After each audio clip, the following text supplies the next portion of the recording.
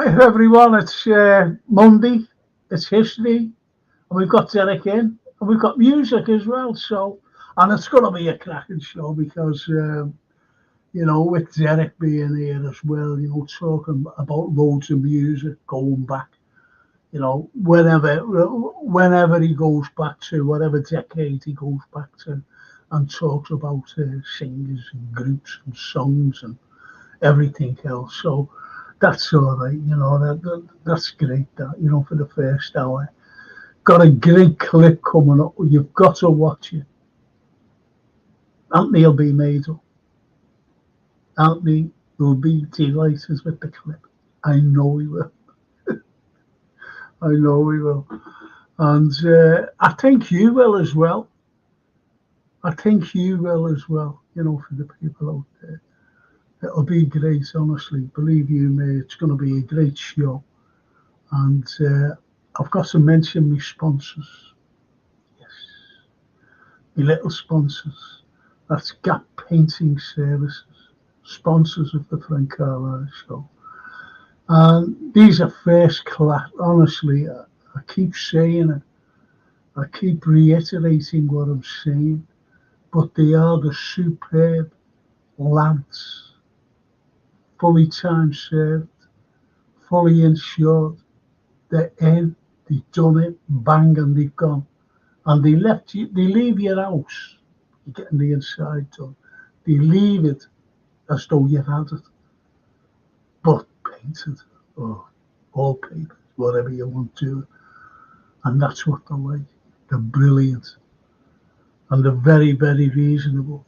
And if you work for the NHS, you get a great discount. And if you work, no, not if you don't work. I mean, if you're an OAP, I hate saying that, OAP, old age pension. If you're a senior citizen, a senior, let's say that. If you're a senior, you get a special discount. Because myself, if I wanted the outside done, I used to do my decorating years ago. I used to climb ladders, and I wasn't afraid of ladders. You know what I mean? I used to just paint them, sand them down, undercoat them, get up there and paint them. But I can't do it now, and there's loads of people like me. There's loads of fellas.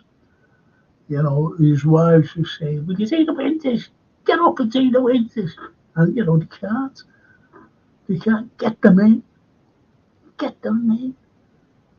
Get them in. They're good, honestly.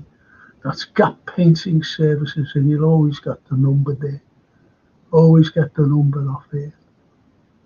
So, that's my sponsors. I've got two great fellas. Just imagine, totally different professions, yet extremely interesting. Think about that. One, an international artist. The other, who's written an encyclopedia of a book. That's it. Called Rock and Roll Unraveled. And it's unbelievable. It really is unbelievable. If you want to look up a band or a song or, a solo singer, anyone, you know what I mean? There they are there. Just look them up and see all about them. See the songs and everything. Absolutely brilliant. And I know Anthony is dying to see me for some reason. I don't know why. No, he isn't. I'm only kidding. I can see him, and he's looking there, like, what's he going on about now? But there he is, my great friend, Anthony Brown. Hey, Anthony. Good evening, Frank. Good evening. You've got a little face like a tomato. Have you been out in the sun? Do you know what? Today has been solely me sitting in the garden, drinking Yeah. tea and strumming a guitar. I feel like Dylan Rabbit of Magic Roundabout. Just Should have had Derek, were you? To be made up. all of us sing the song. But yeah. I was going to say you've got the old saying, the Liverpool saying, you got a face like a smacked ass. I couldn't say that to you. That's a face, little tomato, little right tomato. Uh, but whereas our other friends here, great music man himself, and there he is, Derek Shelmerdine. Good evening, Derek. Oh, hi Frank, hi Anthony. Good Great evening, to see you Derek. both again. Nice to see you. And what a gorgeous day it is. Beautiful. Absolutely beautiful. Same tomorrow as well. Absolutely. Well, the tomorrow summer's here. The time is right. Yes. Well, it's like first day of summer. It feels like Absolutely. It is. Because it's been dreadful, hasn't it? Let's be honest. absolutely. June was a terrible, terrible month. The beginning of June. It's cold. I've got one of those throws, I have in the winter, electrified. I had to bring it out, throw it over myself, and that's in June. Wow. Last week we had the heating on, in June. Yeah. But we've all got gadgets now. We've all got the phones, and if you do like a 1 year ago today, or last week, the sun would have been cracking the flags last May. Yes. Not this year. We got the short straw back to good old England weather. Yeah. And do you know what? That's the weather in this country is the most talked about. It is. It's the most talked about. Yeah. No matter what. No matter. It's anything. Like on the news and the weather every day. And that's what we're talking about. Isn't it great? First day of summer, like as Anthony said, and we're talking about the bloody weather. That's the way. When I was at university, a great friend of mine from Singapore, Ron Chan, no longer with us, sadly, fabulous guy. He was over here doing a sort of second degree, and he said, Derek, what I love about this country is you have weather. In Singapore, it's always the same temperature. It's either very hot or it's raining, and no seasons whatsoever. And he absolutely loved. And when he saw snow, wow, amazing. Wow. No, that's it, isn't it? I always remember my little granddaughter Sophia when she had 1 or 2, and it was snowing, and the way she's just playing, and the next she's sitting down eating the snow. Yeah, and that's what kids do. Eat snow. Don't eat the yellow snow. Yeah, that's right. Yeah, Mr. Zappa, words of wisdom. Yeah. I'm just going to say hello to these lovely people who have joined us, if you don't mind, boys. And Chris Tick says, good evening, Frank, Anthony, and Derek. Good evening, Chris. Evening, Frank, says Paul Turner. Hope you're okay and you had a good weekend. And he carries on by saying, good evening, Anthony. Hope you're okay. Thanks, Paul. I'm good. In fine company tonight. And the Scottish Bear, what a name, the Scottish Bear. Good evening, Frank. And Paul says, good evening, Derek. Hope you're okay. Great, thanks, Paul, mate. Isn't that lovely? And Paul Turner says, Costa del Seca. Yeah. Yeah. Yeah. That's what it's like, yeah.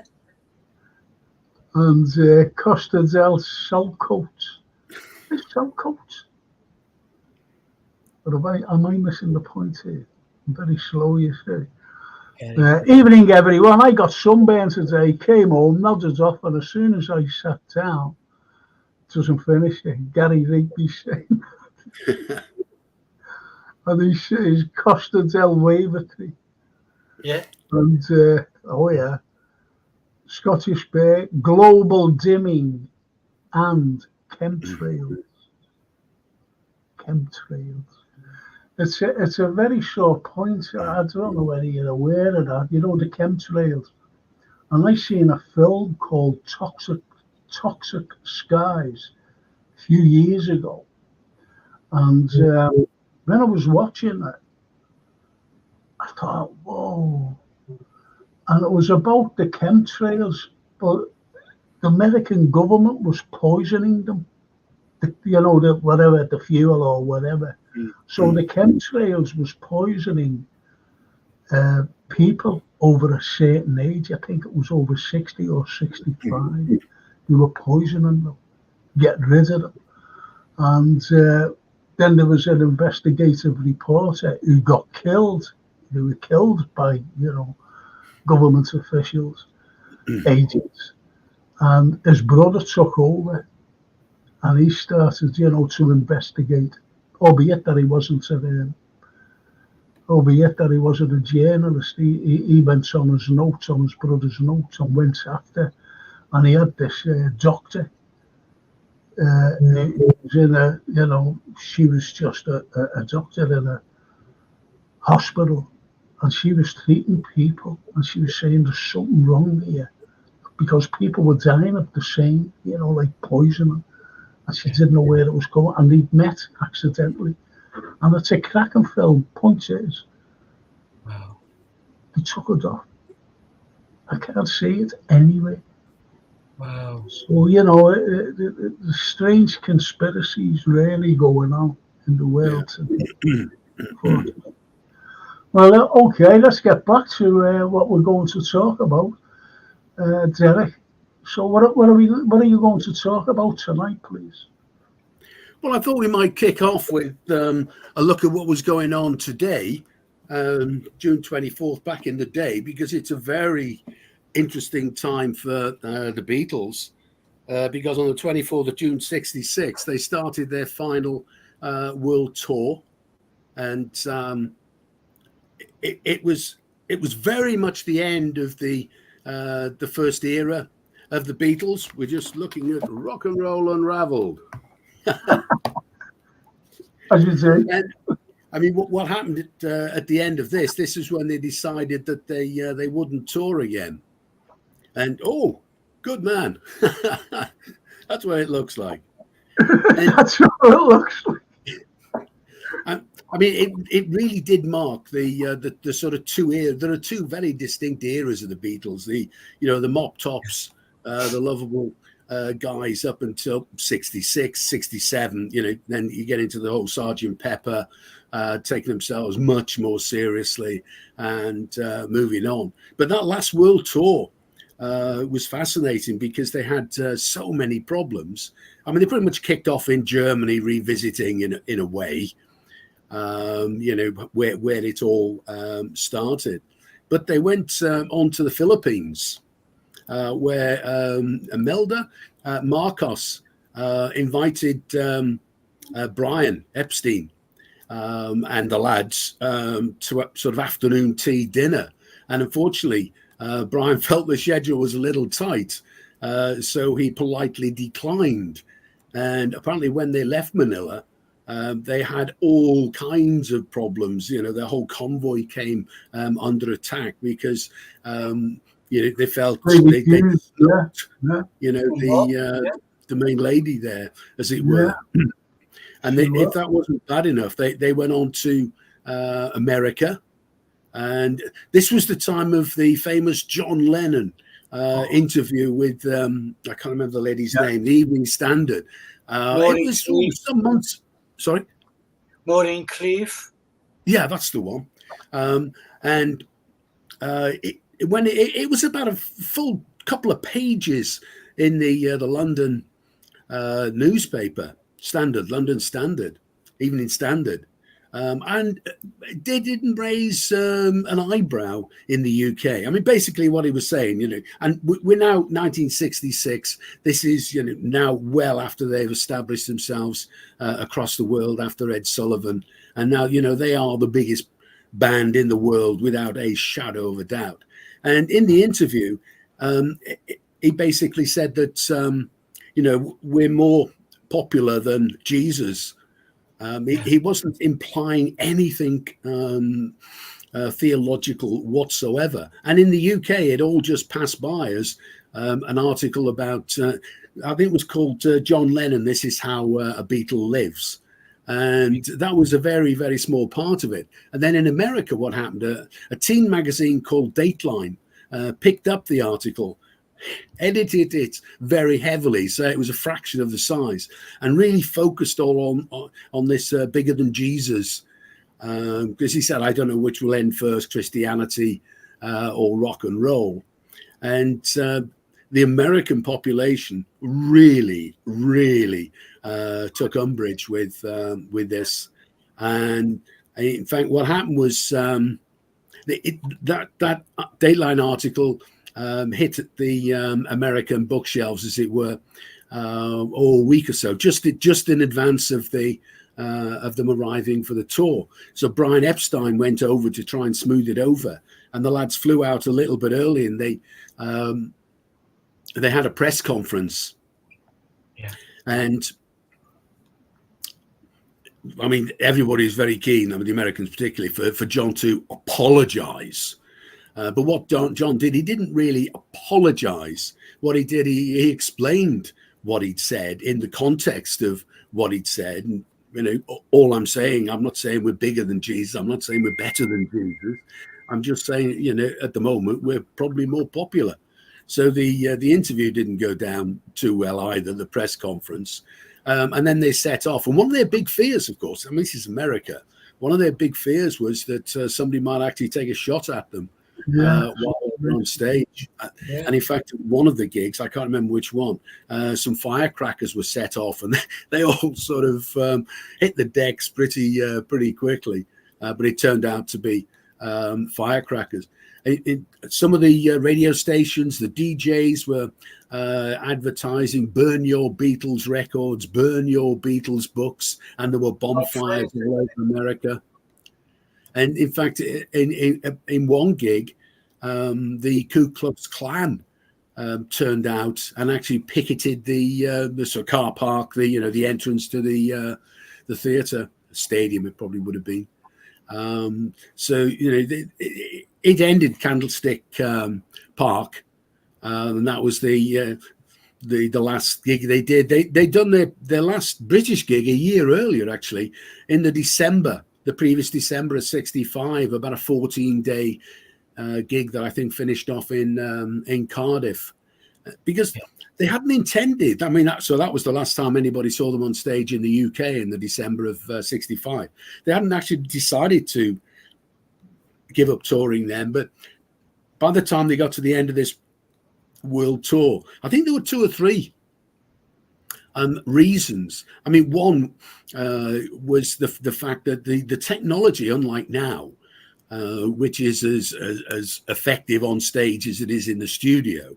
In the studio, I can remember Cliff Richard saying around this sort of time, the mid-'60s, he was a little bit concerned about going on tour because some of the songs he'd recorded on his latest LP he was promoting, he'd find it difficult to reproduce. So you can imagine when you get to things like Revolver, backwards tracks and all kinds of overdubs and shenanigans, almost impossible to reproduce. So I think there were 2 or 3 reasons why. The other one was when they played some of these stadiums. Basically the PA system was the same PA system the announcer would use to explain what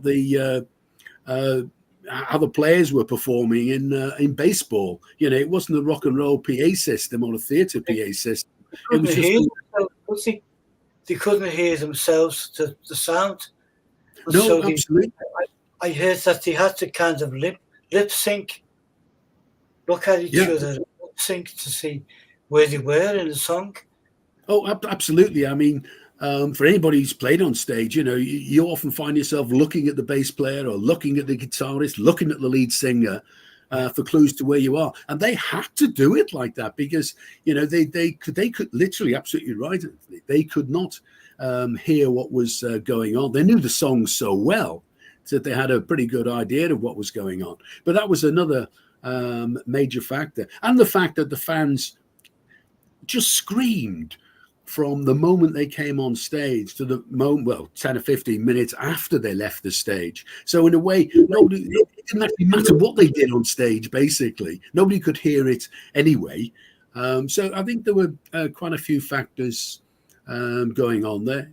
And it marked very much the end of the first stage of the Beatles. And other things happened very shortly afterwards. I mean, Brian died not too long after that. Sgt. Pepper, one of the real pivotal albums of the 60s.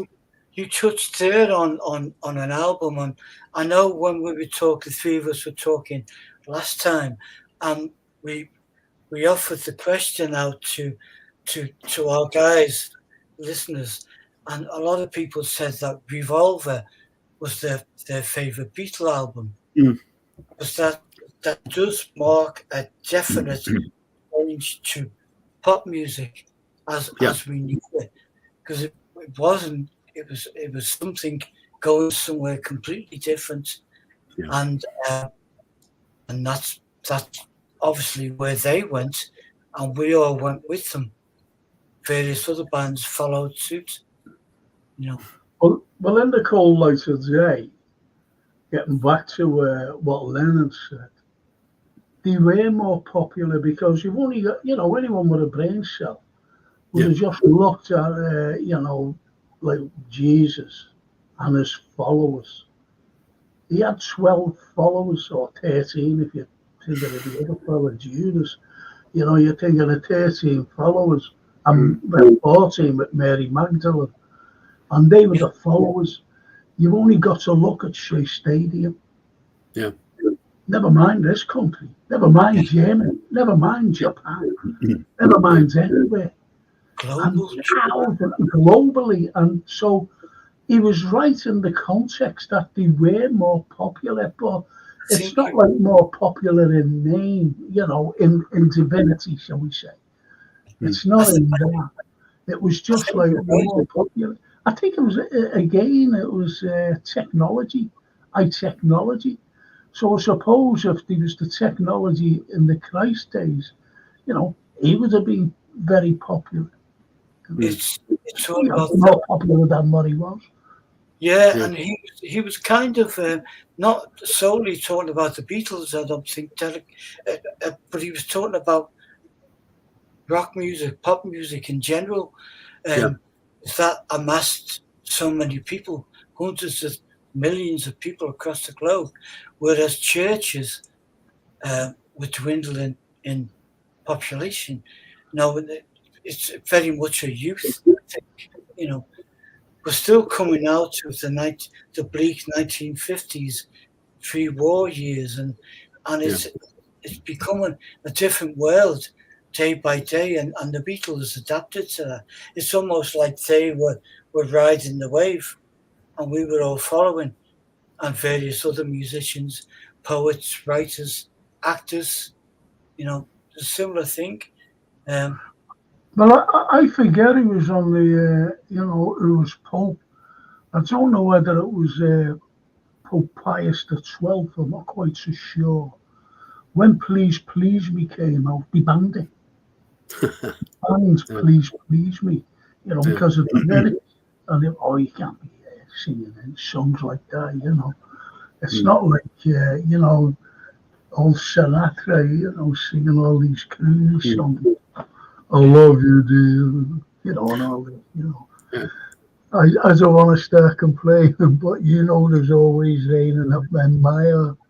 So, it's the lyrics that they came out with, and this is the lyrics today that are so big. Can I just read a few things here? Tony, Alexei, even if Frank here, beer, thumbs up. Anthony, beer, thumbs up. And Derek, beer, thumbs up. That's so Brilliant. Sorry for the Scotch. And the Scottish bass is an old saying in Scotland: if you don't like the Beatles, you're not. I'll go for that. It's back to the Middle Ages, obviously. And Gary Rigby, he was right. I don't remember Jesus in the hit parade in 1966. And Paul Turner says Gary Rigby, and Paul Turner says Oasis said the same thing, and there was uproar. I didn't know that. Who? Gary Rigby, Oasis. I know. I'm being facetious. Oh, I'm sorry. Yeah. All right. Right. Gary Rigby. They last played in Liverpool in '65 at the Empire, supported by the local group, the Cubas. I was in the crowd when they were going in the Empire. Brilliant. Wow. Was that the one that they had? What was that thing called? Is it a hit or a miss? Oh, Jukebox Jury? yes. I'm sure that was there then. You know, they did a live thing. And Chris Dix, American Opinion, just look at their presidents. They gave power. They gave power to, since World War II. Lennon was my mentor with Shankly. Both left us in 80. Except in Japan, where the audience were very quiet, says Gary Rigby. I didn't know that either. I didn't know Yeah, that. they fell out on that world tour. They fell out with the Japanese as well because they played the famous sumo wrestling stadium, the Budokan, which was basically almost semi-holy. And there was a great outcry that a rock and roll band were playing such an almost religious site. So that world tour just kept going from bad to worse, really, from the Philippines to Japan to America. It's strange in Japan, isn't it? It's a strange, certainly at that time, where the audience weren't allowed to get up out of their seats. No, where we since Bill Haley and the kind of rock and roll thing, we were just going for it in theatres in England and America and stuff.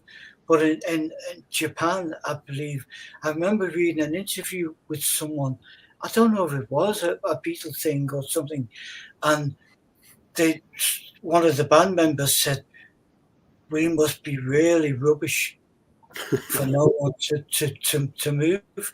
And it was that people are told, sit in your seat, do not move, so they would sit there like that. It's surprising. Well, Gary Rigby says, I went to the vigil at St. George's Hall in 1980. I was down south, unfortunately. Jared was there, and he said, he phoned me up, and he said, albeit it was great, for the vigil, and after John was sadly murdered. Funny enough, I was listening to him today on YouTube, and he was live. He was in there, Phil Spector's studio, singing "Slipping and a Sliding," and "Stand by Me," "Slipping and a Sliding." Absolutely brilliant, because it's a typical Lennon. He's got one of them, them big hats with the earphones and sunglasses, singing it, and you know that he's singing it live as well. You know that it's live. It's not miming or anything. Absolutely brilliant. And someone put on Facebook, I don't use Facebook really, but someone put on Facebook today, who was your favourite singer of the 70s, or who was the best to come out in the 70s. And they were all saying all these, great singers, don't get me wrong. And I said Lennon.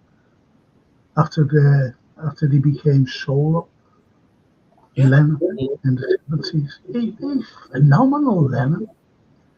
Phenomenal. Anyway, Paul Turner says, well said, Anthony. Who is right? Totally agree. Who is right? Can I just... No.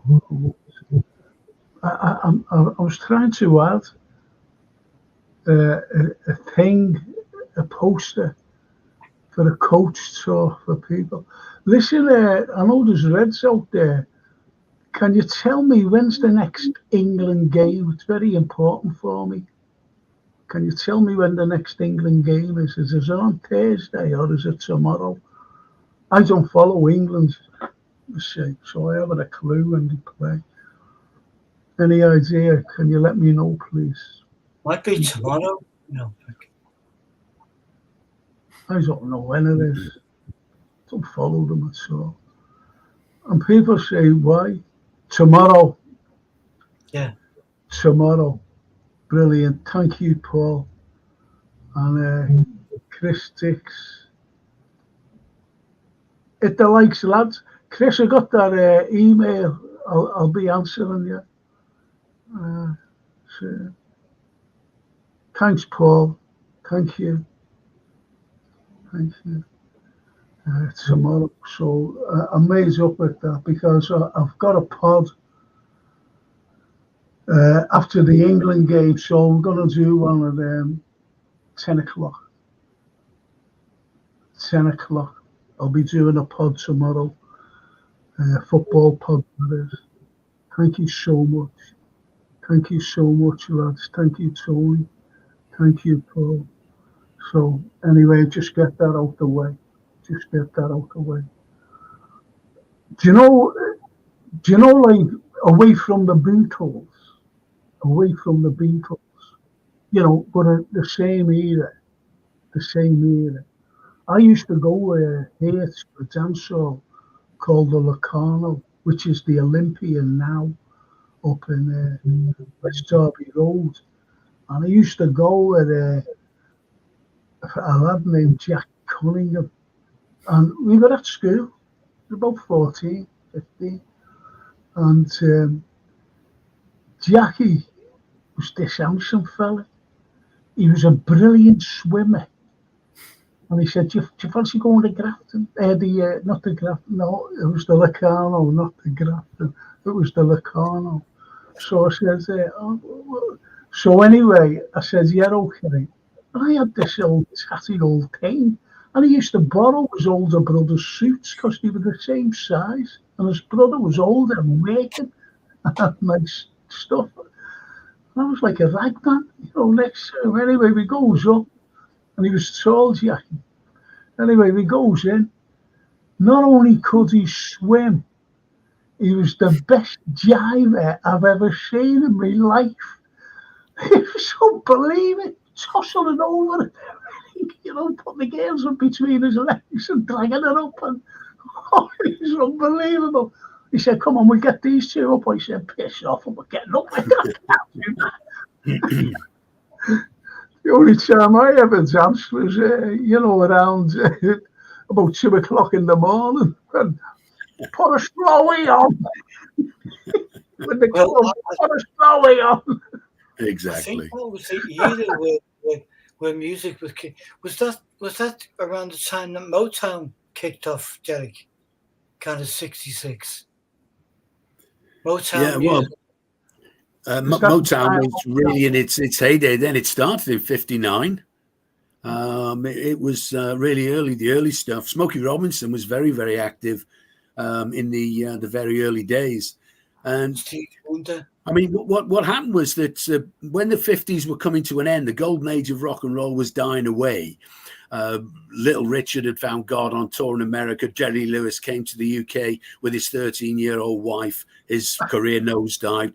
Elvis went in the army. So, you know, that's by the middle of 58. Those three guys are out of the picture. Then Buddy Holly died in February of 59. And what happened is the American music scene splintered off into things like Motown, Phil Spector, surf, dance crazes, Chubby Checker, but not just the twist and the Holly Golly, a whole host of dances. But in the UK, it developed into the beat music. I'm sorry there. I didn't mean to interrupt. You mentioned Phil Spector. Yeah. You think that he changed the way girl music went, if you know what I mean? Because he had Oh, all these absolutely. girl groups, and they were fantastic. Oh, Because as absolutely. I said, I remember going to Grafton. Do I keep saying the Grafton? The Locarno with me mate. Mm. And there are two songs that remind me, just every time I hear them, there's a Runaway, Till Shannon. That reminds me of going down the stairs. And uh, what was it called? It might as well rain until September. Yeah. Carol Carol King. King. Carol Oh, King. thank God I got it right. Yeah, Yeah. they remind me. But what came out then afterwards was the likes of the Shirelles and the Crystals and, the Ronettes. They were fantastic then. Yeah. Really fantastic. And it was his creation, wasn't it, Phil Spector's? Oh, he was very important, I think, in driving that sort of music forward.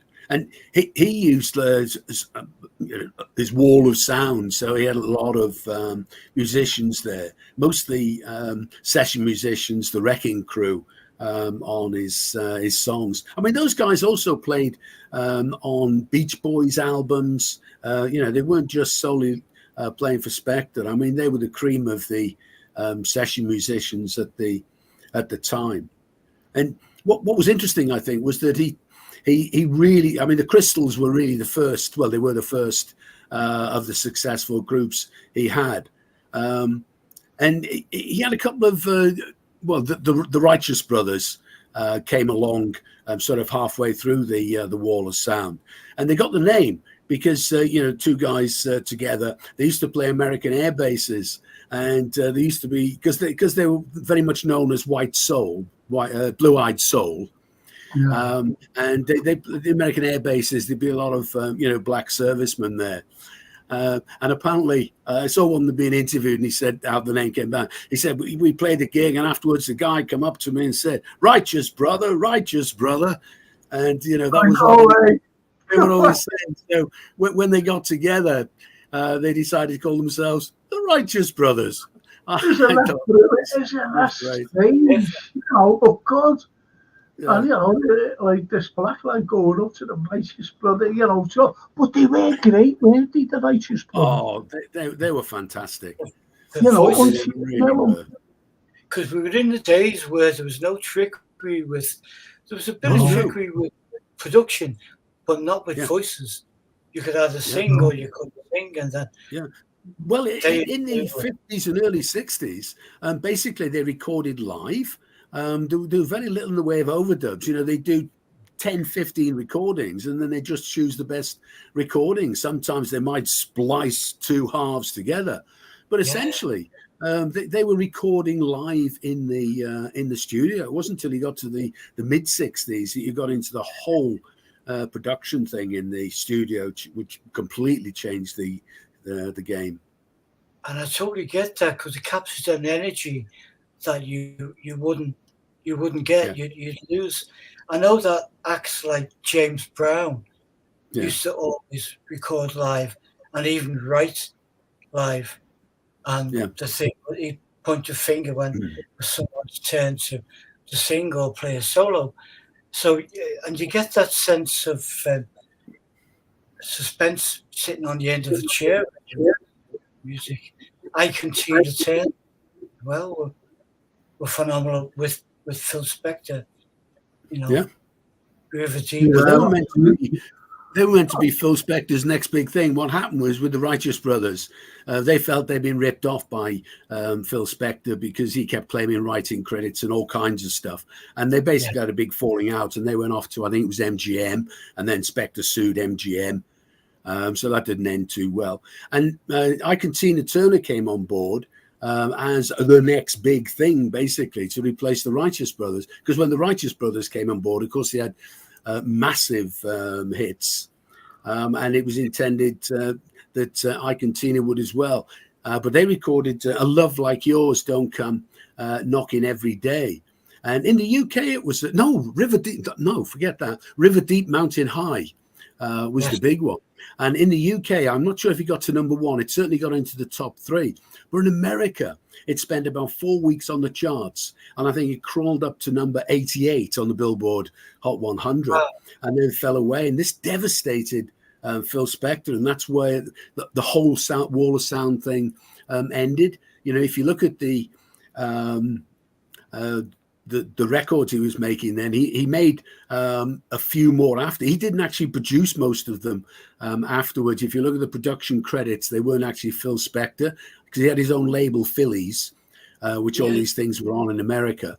And there were only a handful after that. And basically he lost interest and, went off to do something else. It's amazing now in the UK, River Deep, Mountain High was such a big hit. You can't imagine that, completely bombed in America. And in fact, really is the stake in the ground to mark the end of the Wall of Sound.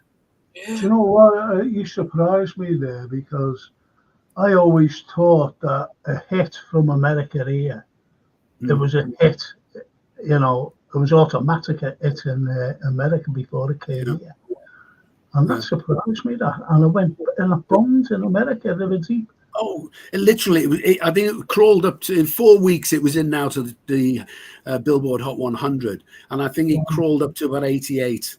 And that was it. It was at 88 for 1 week. And then it fell out. It's incredible when you think of the song. But what he did, I think, he made producer. He was the producer of these records. He made the producer the next person, next bandmate, didn't he? George Martin was doing it for the Beatles, and we were lucky enough to have really outgoing people like Joe Meek over in England, who Telstar and stuff, but were quite inventive with sound. Absolutely. But Phil Spector was kind of the first guy to be acknowledged as a full-blown maestro of production, which absolutely. I think George Martin had it better. Phil Spector also had his downsides, which we've established with Lennon and many other people, the Ramones and God knows how many other people. But he was a character, and I totally get why he would think his name should be on a single. Oh, absolutely. I remember at the time you didn't talk about the new Ronette single or the new Crystal single. You talk about the new Phil Spector single, and he really was bigger than his artist, And I think what goes to show that most of all is the Crystals' "He's a Rebel." What happened was the Crystals released a song called "He Hit Me," and it felt like a kiss in brackets.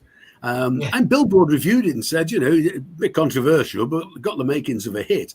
But what happened, there was a bit of an outcry, as you can imagine, even back in the 60s, on a concept like that.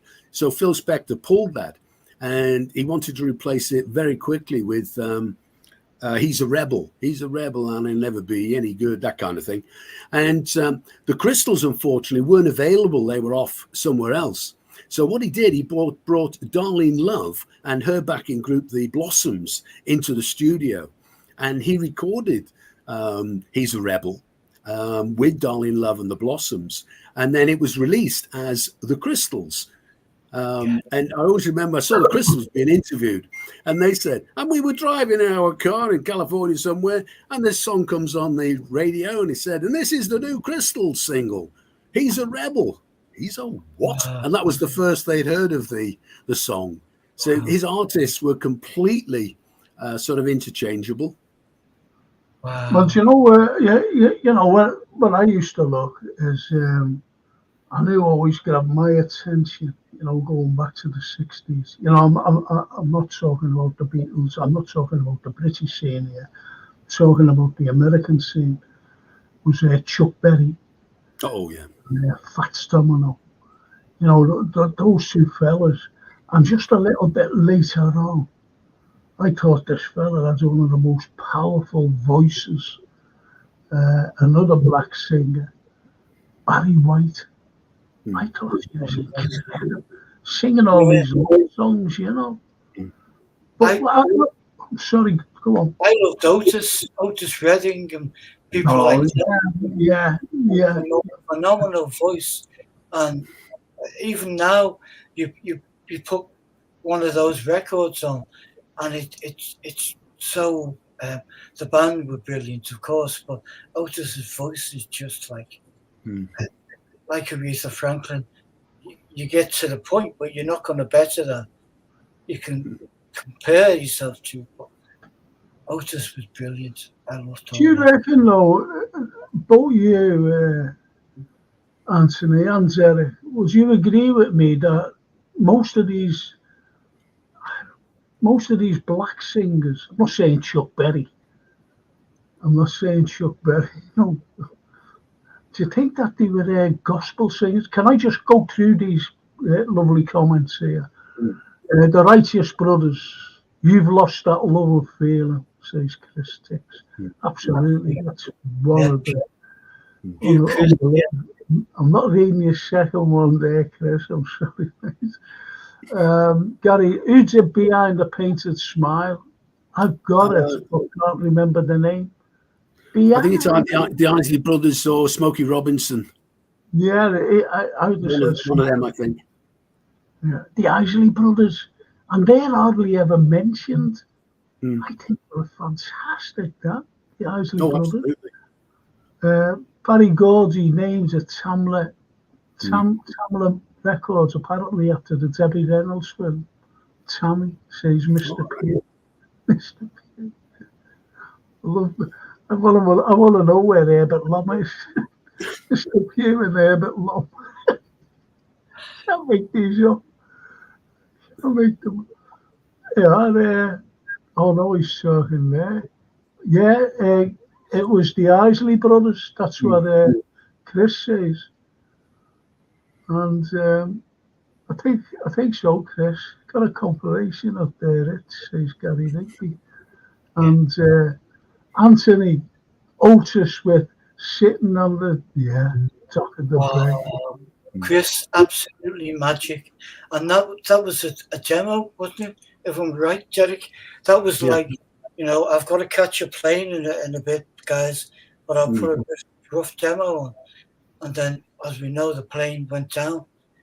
And rather than catalogue the unfinished work, they got the band in, didn't he? And put the music on it and put it out. It's one of its biggest hits. One of the most beautiful songs ever, I think. Oh, absolutely. Because he never really cracked the big time. He played, shortly before he died, he played Monterey. I mean, Monterey's arguably the most important sort of pop festival, rock and roll festival in rock and roll history, really. I mean, that was where The Who cracked America, Jimi Hendrix cracked America, Janis Joplin came to fame, and Otis Redding played that, and it was far and away the biggest concert he played to a white audience. He was still predominantly playing to black audiences when he died. He was just starting to break through into crossover, really. And another one, of life's great tragedies. How much more great material would someone like he have produced? But it goes to the conversation we were having, the three of us were having the other week about how hard it is on the acts, because you've got to get from Nevada to New York, you've got to get from there to there. So they were all jumping on cheap flights that they would be written off now. We wouldn't get on them. So it's kind of that kind of round and round again. Jim Croce and so many people we lost the same way. And it's like if they were around now, we'd take better care of them. We could. Yeah. I always remember when I was watching the news, and Jim Reeves, he was killed in a plane crash. it's not like, you know, that I like, put your sweet lips. Or, you know, fancy singing that to someone's out. Fancy singing, you know, you're on the phone to say, put your sweet lips. Yeah, no. Yeah. I always remember I was asking this girl out, you know, about 19 I was. I was always asking this girl out. And one day she went, yeah, all right. So anyway, I was supposed to take her the pictures. I forget. I was supposed to take her the pictures on a Sunday, right? On a Tuesday. And God blame it. I never went out on the Sunday to get the, you know, me picture money to take her out because we took the girls out. They were made up. They never spent a penny. It was the land. Anyway, she never shows up. Oh dear. I was stood up, right? So, but listen to this, honest. She sent a mate down, and she said she was dead sorry, you know, that she, but we just go out tomorrow night. This is the Saturday night, and I thought, I said, yeah, all right. So anyway, I seen her. She was there, you know, and like this is the first months asking her, right? And I said to her, what happens on Tuesday? She went, I was full of diarrhea. Too much information. Couldn't stop going for a week. She said, do you all right now? You want to go home? Narrow escape there, mate. It never came to fruition after that. But that was terrible, you know. That's From the days when we didn't lie. Put that in my memoirs. I was going to say, tragic that someone got killed by Hells Angels hired by the Rolling Stones. Altamont, yeah. Yeah. But why haven't any of them Mick Jagger been done for any of that? You know, see, I was going to ask you, you know, both of you.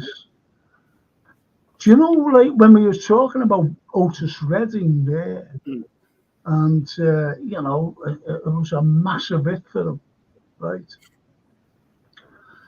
Do you reckon that, you know, through death, you know, people just buy it for the sake of buying it? They mightn't even like the record, if you know what I mean, or the artist, and that's how it becomes a massive hit. A lot of artists have their biggest hit, certainly biggest for a long time, shortly after they've died. But that Hells Angel one's really interesting. We're talking about Altamont there, aren't we? In December 1969, the end of the Rolling Stones 1969 tour. Wasn't technically part of it, but I mean, free concerts were all the rage. Really cool to be putting on free concerts. So the Stones really did headline what was a free concert at Altamont. It was a motorcycle dirt track type stadium. I think it wasn't the first choice. They wanted to have it in sort of Golden Gate kind of area. That wasn't available. And what had happened is the previous July, I think it was, in London, they'd had Hells Angels, Tooting Broadway, Hells Angels in Hyde Park, and everything had gone all right. But what they did, they hired, like Fresno Hells Angels, which were like a whole different ball game, to police the concert. And what I thought was really good was the Hells Angels were paid with, I think it was about 50 gallons of beer on the day for drinking on the day. So, you've got a lot of tanked up Hells Angels, and these are serious heavy duty Hells Angels who are policing this, and they were just beating everybody up. I mean, of all the people who went to and gave free concerts, Grateful Dead were probably, the most frequented and the most likely to want to give a free concert. They got off their helicopter or tour bus, I can't remember which, they started to walk towards the stage, took one look at the unfolding aggravation that was going on, and just turned round and went home. They never even took to the stage. I mean, Jefferson Airplane played that gig as well, and Marty Balin, one of the band, he was KO'd on stage by one of the Angels. And what happened was, there's a really interesting film called Gimme Shelter that actually captures this. And in the film, you can actually see it's a guy called Meredith Hunter, the guy, black guy.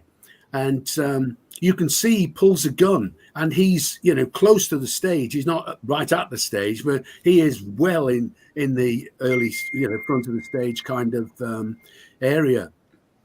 And one of the Hell's Angels, I can't remember the guy's name now, he leapt on him, knifed, and, you know, stabbed him, killed him. And he was actually tried for murder, but he was acquitted as self-defense in defense of others. So it's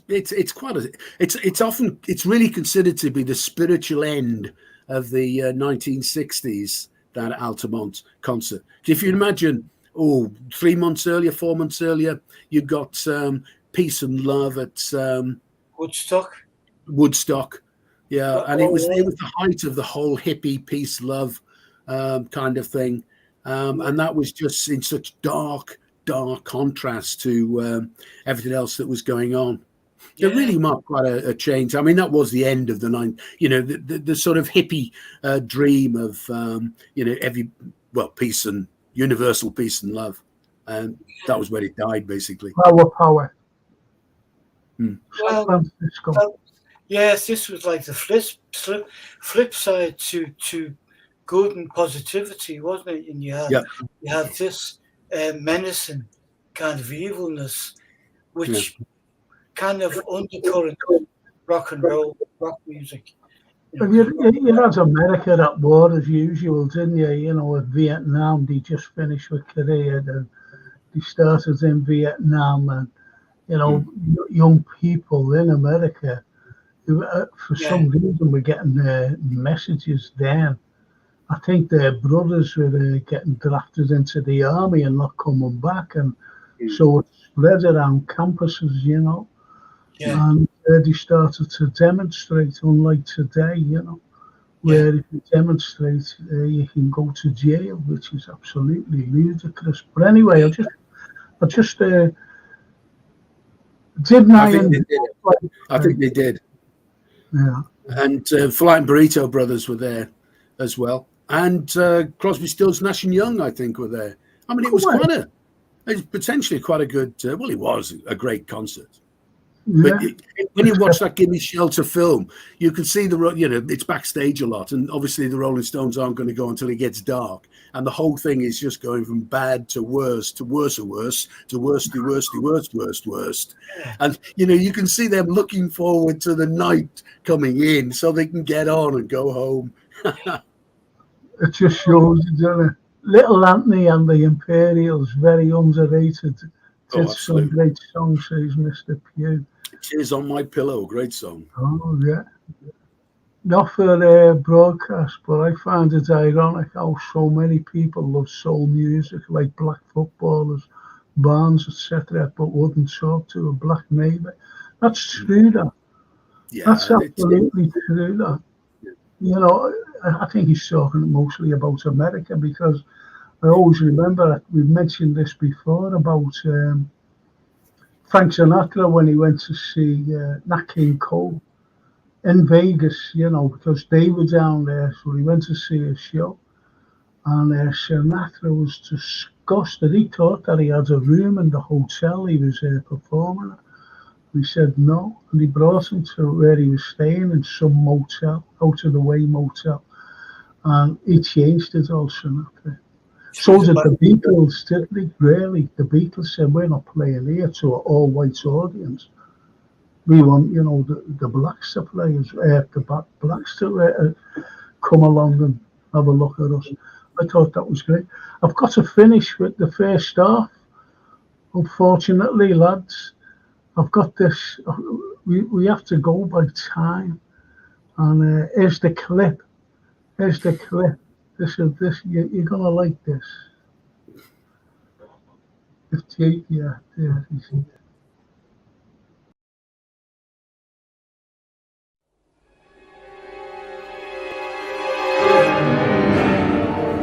This is Hope Street, the only street in the world where you have one cathedral at one end and a cathedral at the other end. And on this street in 1826, there was something very sinister that was discovered. John Henderson was a Scottish merchant, but was he? Because when he came to Liverpool, he said that he was a fish oil exporter, and he hired a cellar based right here in Hope Street. Mr. Henderson was not involved in the fish business. He was involved in a very, very lucrative body snatching business.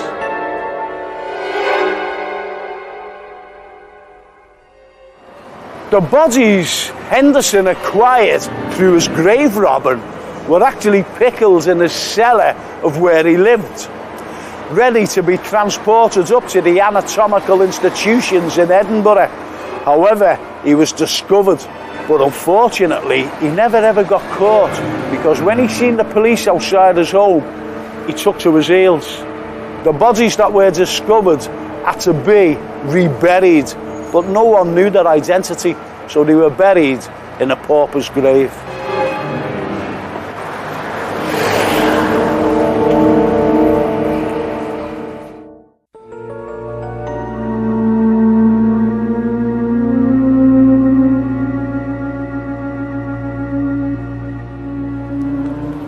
This is Rodney Street, the home of William Mackenzie. Did he live in one of these fantastic Georgian buildings? No. The myth is, he's in a pyramid. This is John Foster's St Andrew's Church, which unfortunately has seen better days. The myth surrounds William Mackenzie, a Scottish railway contractor who was an avid gambler. His ambition was to have a royal flush, the highest hand you can have in poker. Mackenzie said if he never fulfilled his ambition in life, he surely wanted to fulfill it in death.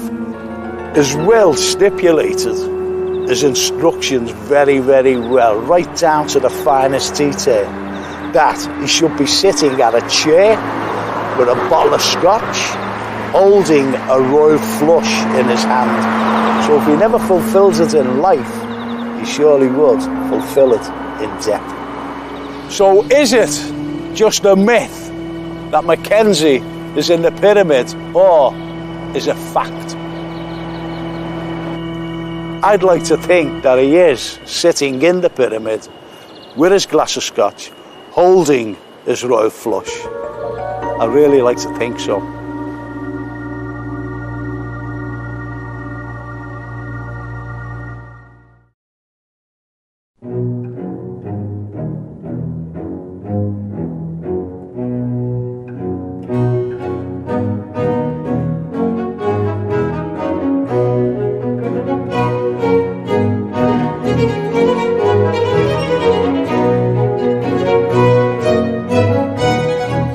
Just seen some of these wonderful Spanish names. I wonder if some of them play for Liverpool.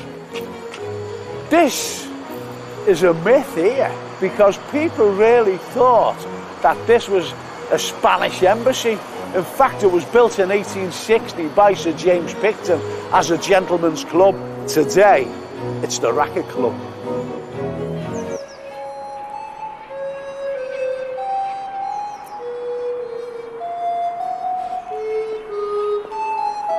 This was Liverpool's first public chapel. I'm not talking about Walton, I'm not talking about Toxteth, I'm not talking about Everton, Kirkdale, West Derby, Liverpool. When the castle was completed in 1235, there was a chapel inside the castle itself called St Mary del Keys. And when the lads went up one Sunday to go to mass, because it was very religious in those days, They knocked on the door. They weren't allowed to go in. The sheriff said, "You're not coming in here. Go away. Build your own chapel somewhere else and don't build it on the castle grounds." So they went down to the water's edge where they built a small chapel called St. Mary del Keys, but it's spelt with the Q, keys as in water, because the keys in the castle was called St. Mary del Keys with the lock. So there were two different St. Mary del Keys. And today it's simply known as St. Nick's, the Sailors' Church.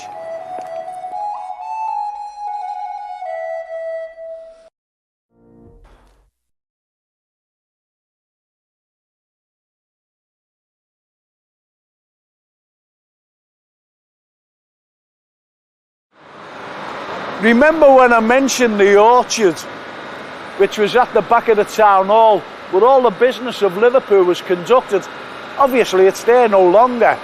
However, on the 21st of August 1775, the sailors unrigged all the ships in Liverpool because they went on strike. Why they went on strike? The merchants decided they wanted to make more money, because the sailors were on 30 shillings a week, so they decided to take 10 shillings off them. And don't forget, people were living hand to mouth in those days, and that includes the sailors' families. Some sailors were actually incarcerated because they went on strike, and they were incarcerated down at the Tower, which is at the bottom of Water Street, and other sailors went there to freedom. So on the 1st of September 1775, they congregated outside the town hall, 2,000 of them. In Castle Street, there were gunsmiths, and the sailors went into the gunsmiths and brought out pistols, cutlasses, muskets, and they also brought 2 cannons from a ship placed here to set siege to the town hall.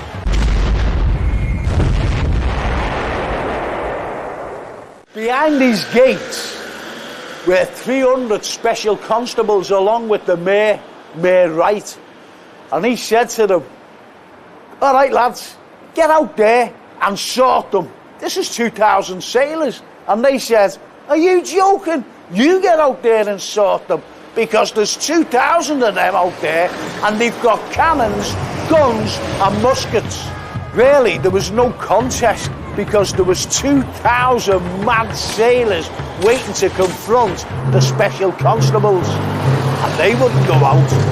I wouldn't, would you? The conflict was finally resolved. And the ringleader, General Gage, he wasn't executed or anything like that. He was actually coerced into the Royal Navy, because the Royal Navy were actually at war with the French and they needed tough men, and General Gage was the toughest of the lot. Don't forget, on the 1st of September during the siege, there was musket fire, there was cannon fire, there was every kind of fire. But where's the damage? Can you see any? I can't. Why you can't see the damage today is because they brought in the famous architect John Foster Sr. to redesign the whole of the front, the badly damaged front, and he designed the famous balcony.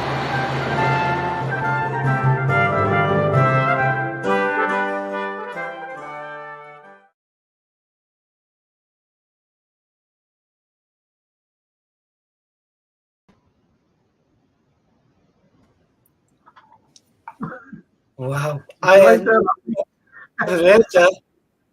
You know, right, the body snatcher.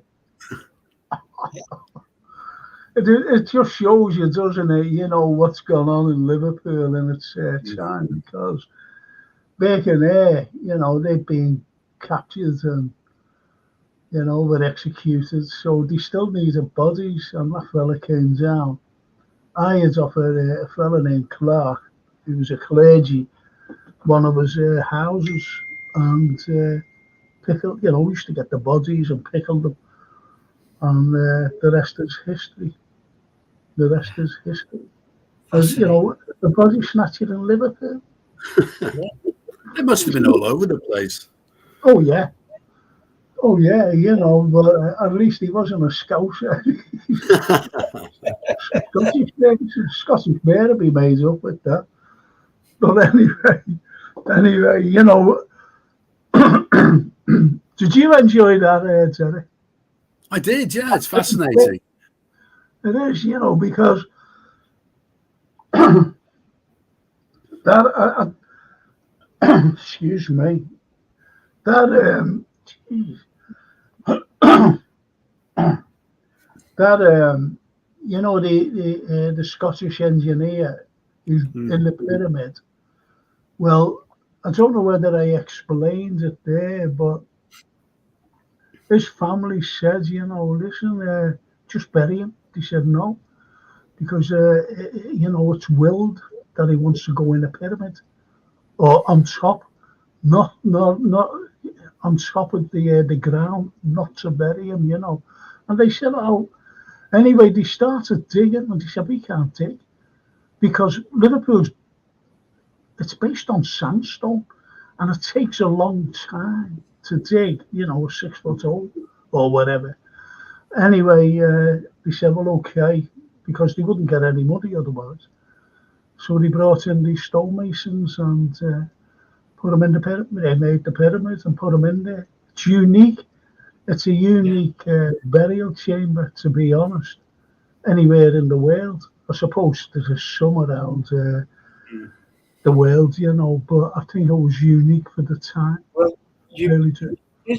You did a little follow-up to that, which wasn't on the clips there, where it was investigated because many people were saying that's just a myth. He's not there, you know, and you were part of, or you experienced the results of what they found. Yeah, a couple of Americans came over, and there's a lad, magician he is, named Richard Smith.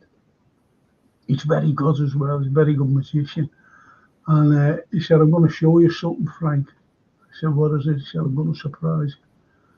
And anyway, I went to his house and he put this thing up. And I was looking, I was going, now it started off, you know, like the grainy thing. And then all of a sudden it becomes clear and it's on the bottom. And I said, where's this? He said, you'll find out in a minute. So as it went along like that, this little, I forget what you call them, you know, those cameras that I think hospitals use them and doctors, you know, they put down your throat, you know, any other crevice anyway. And minute they are, but they show a good picture. And what was shown was a leg of a table, a couple of legs of a table, because it was on an angle. And trousers with a shoe, but the trousers were like really over the shoe, as though they'd been dropped down. And also a chair. And as I was going, they were moving it, or whatever they were doing, because it was moving like this, the camera. And I came across cards. And cards were on the floor. Some were curled up. You know, a couple were curled up. There was a broken whiskey glass. You know, they said it was a whiskey glass, you know. The people, he got all experts in to have a look at these cards. And they said they dated from the mid-19th century. He got this, I forget what you call these bone people. And he got them. There was a lady, actually, a lady doctor, and she said, well, anything like that, holes in anything, you know, after it decays, you know, the body, they just go loose and skeletal eyes, and then they just drop on the floor if he's holding cards, and that's the thing of it, Anyway, and they got an antique furniture fella in, and he gave the same opinion of mid-19th century table and the leg of this chair, and even a fella who, I think he was a costume designer, or for a TV company or a film company. He gets all these clothes, for certain periods, and he said exactly the same. He said it's Victorian clothing, and that's what I see with Richard Smith. Couldn't believe it. And then as I finished, inside there, because I still didn't know. I was saying, is this the pyramid? I was just guessing. I was just assuming. Anyway, when it came out, the fellow was standing in front of it, and he said, "That's where we've just been in," pointing at the pyramid. He said, he's an American. He said, the man is actually sitting in a chair because he got hold of the story. I'm not saying my story, but he got hold of the story. And it was absolutely fascinating. Fascinating. How about that? And it's a good thing to say, it's a good sound to say. Lynn Ellis, unfortunately, I've got a great poster, but I can't get it up. I can't put the poster up until the next show. But I'll be putting it up, during the the football podcasts as well, because Lynn Ellis, she's doing a coach tour, and she's got me to guide, and we'll be visiting these places. We'll actually be visiting these places of interest. That's on a few of the DVDs, but also we'll be going all around Liverpool. We'll be stopping, getting up, talking things, stopping for lunch as well. And Lynn, she's a lovely lady. She does these tours every year, and she always gets yours through the year to do the guiding.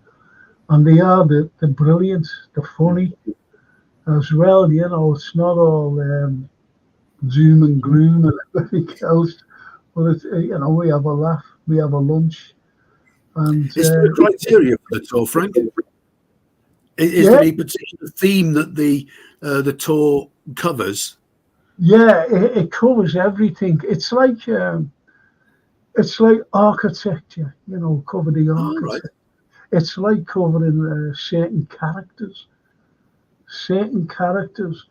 I was in Rodney Street there on the film with the pyramid, and I'll be showing you in Rodney Street. It's absolutely amazing. It really is amazing. I'll be showing the very first house that was in Rodney, that went on Rodney Street, and it's still standing there today. And who went in it, who went to live in there as well. I'll be showing you where Gladstone lived. I'll be showing you Shelmerdine as well, the great photographer.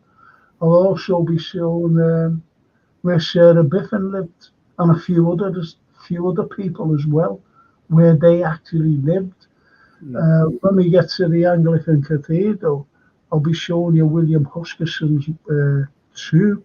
Well, mausoleum really, and also Gambier Terrace, where John Lennon lived. So it's things like that. It's things like the Chinese Arch. It's all the neoclassical stuff that's down, and then we end up at the Pier Head. But Castle Street is absolutely amazing for information. Castle Street itself, exchange flags, everything. And the Pier Heads, that's where we end. And then if people go, and they came by bus or train or whatever, you get dropped off at the pick-it-up point. where it's easy because we always get picked up in, or the people get picked up in William Brown Street. So everything is, I can't like go through an itinerary now simply because it's that much. It's that much. We start off at 10:30 in the morning, and then we travel around. And, we get off, as I said, I'll be showing you everything about the neoclassical stuff while we're there in William Brown Street and also St. John's Gardens. And we're the only, I think we're the only major city that hasn't got a statue of Britannia. Did you know that? But there is one. Well, there's a couple, but they're not prominent like other cities. They're not prominent. So I'll be showing them as well. I'll be showing the 4 liver birds. People think that there's only 2. There isn't. There's the freestanding I'm talking about. So, there's 4 of them. There's 4 liver birds, and people go, wow, it's enough that. So it's things like that. It's like hidden gems. It is. I'll be showing you the very first mansion on Dale Street, which is absolutely amazing, and why it was built as well. When I show people, when we're on walks, and I stop at a certain place, and I just say, look at that, what you think of that? And they just never even noticed that. Never noticed that. And it's a mansion. It's a mansion. And I tell them why it was there. Tell them why, because the story behind is absolutely amazing. It really is. So it's not just saying, oh, have a look at that building. It's the story behind the architect, which I do, if you know what I mean. We've got the most unusual roofs, I think, in the world. When we have these architects here, the most unusual things. It's like, can I show you this? Sorry there, boys. It's like that, like that's over the town hall. And people think that that's Britannia. And it's not. It's not Britannia. It's Minerva, the goddess of wisdom. Think about overhead the town hall. Is that ironic? Yeah. Big irony. A big irony. So you've got that, which is, it's fantastic, And where you've got that to the right of the lovely lady, there's a window. And I used to bring people in, and I used to open the curtain. I used to walk up to the window, and it was one of those illusions, because when I opened the curtains of this window, it was right in your face, the statue.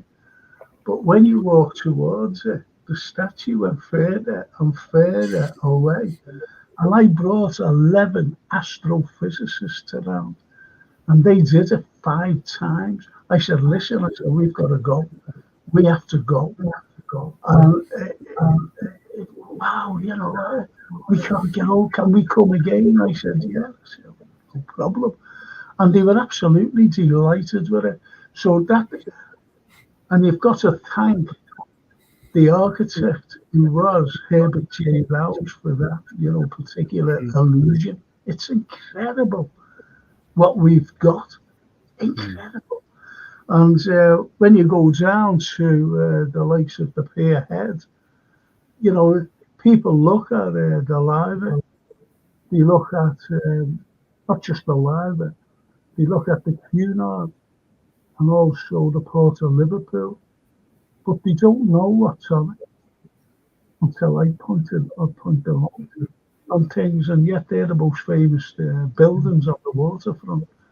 And they're amazed when I point them out, if you know what I mean.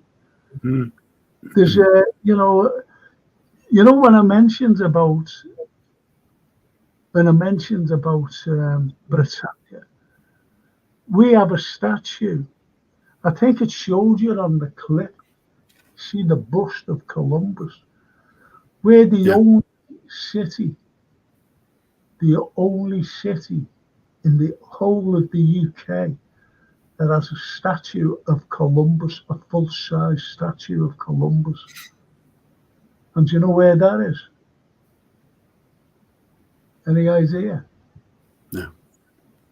Well, it's in, it's in the gardens of the Palm House. It's surrounding the Palm House because you've got wonderful statues of great explorers around the Palm House. That's what George Melly saved anyway. So it's things like, I won't be going up there. We won't be going up there, unfortunately, to the Palm House because that's way out the way. But it's fascinating about the history. It really is fascinating. It's just like, the siege of the town hall. It's things like that, it's not just saying, oh, look at that building and name the architect. It's what's behind it. It's what's on it, if you know what I mean. It's incredible. It really is. And as I said, about characters. And that's what it's all about. And the likes of these, there was a fella named Warrington Wood. Well, Warrington Wood, he wouldn't be a painter and decorator, was he? With a name like Warrington. Come on out, Warrington. Go for a berry if you fancy a berry.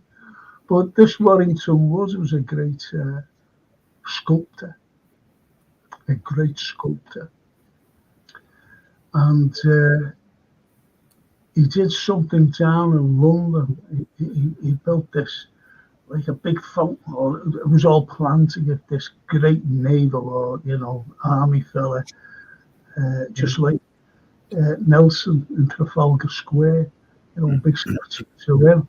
And they were going to do this one for this other military person. Anyway, what had happened was, when it was abandoned, so Liverpool decided to buy those lions that was going to adorn the base of this monument to this particular armed forces fella. I don't know who it was, to be honest. I haven't a clue who it was. So he bought them, and that's why they're there in Liverpool, outside St. George's Hall. And it's things like that. It's the incredible little ditties. When you look at that, you've got Raphael and Michelangelo adorning the entrance to the Walker Gallery. The Walker Gallery. And who's designed them is, I'm very proud of this. Is Mikhail D'Annunzio, who's a member of my great-grandmother's name. Well, her name was Grazie Maria D'Annunzio. And she married my great-granddad. She married him. And Mikhail D'Annunzio was her brother. And he sculpted them and gave them to the city of Liverpool. How about that? Pretty good. How about that? So, it's great things like that. But it's not one of my favourite pieces of Liverpool history, which it should be, but it's not. And, there's loads of history because people ask, they say, what's your favourite piece of history? And when I show them it, they go, wow. wow, and it's just, and when I tell them about these particular statues, they go, why isn't that? I said, well, you've asked, about my favourite piece of history. Now, if I said that, I'd be biased. And you went, yeah, I see your point. So, it's just wonderful, wonderful things. And when you can see what the damage pollution has done. Yeah. When I was a kid, because I only lived around the back, I was brought up, born and bred around the back there. And Jerry Gardens, Jerry Crescent, that used to be our playground. We used to play on them. It's mad, and you don't realise. Now, this, I don't know the sculptor, I always forget his name, unfortunately. Andy Edwards. Who? Andy Edwards. Andy Edwards. Thank you, Anthony. That's a football game reference, is it, I guess? Yes, it's to commemorate the football match on Christmas Day, Christmas morning, during the First World War.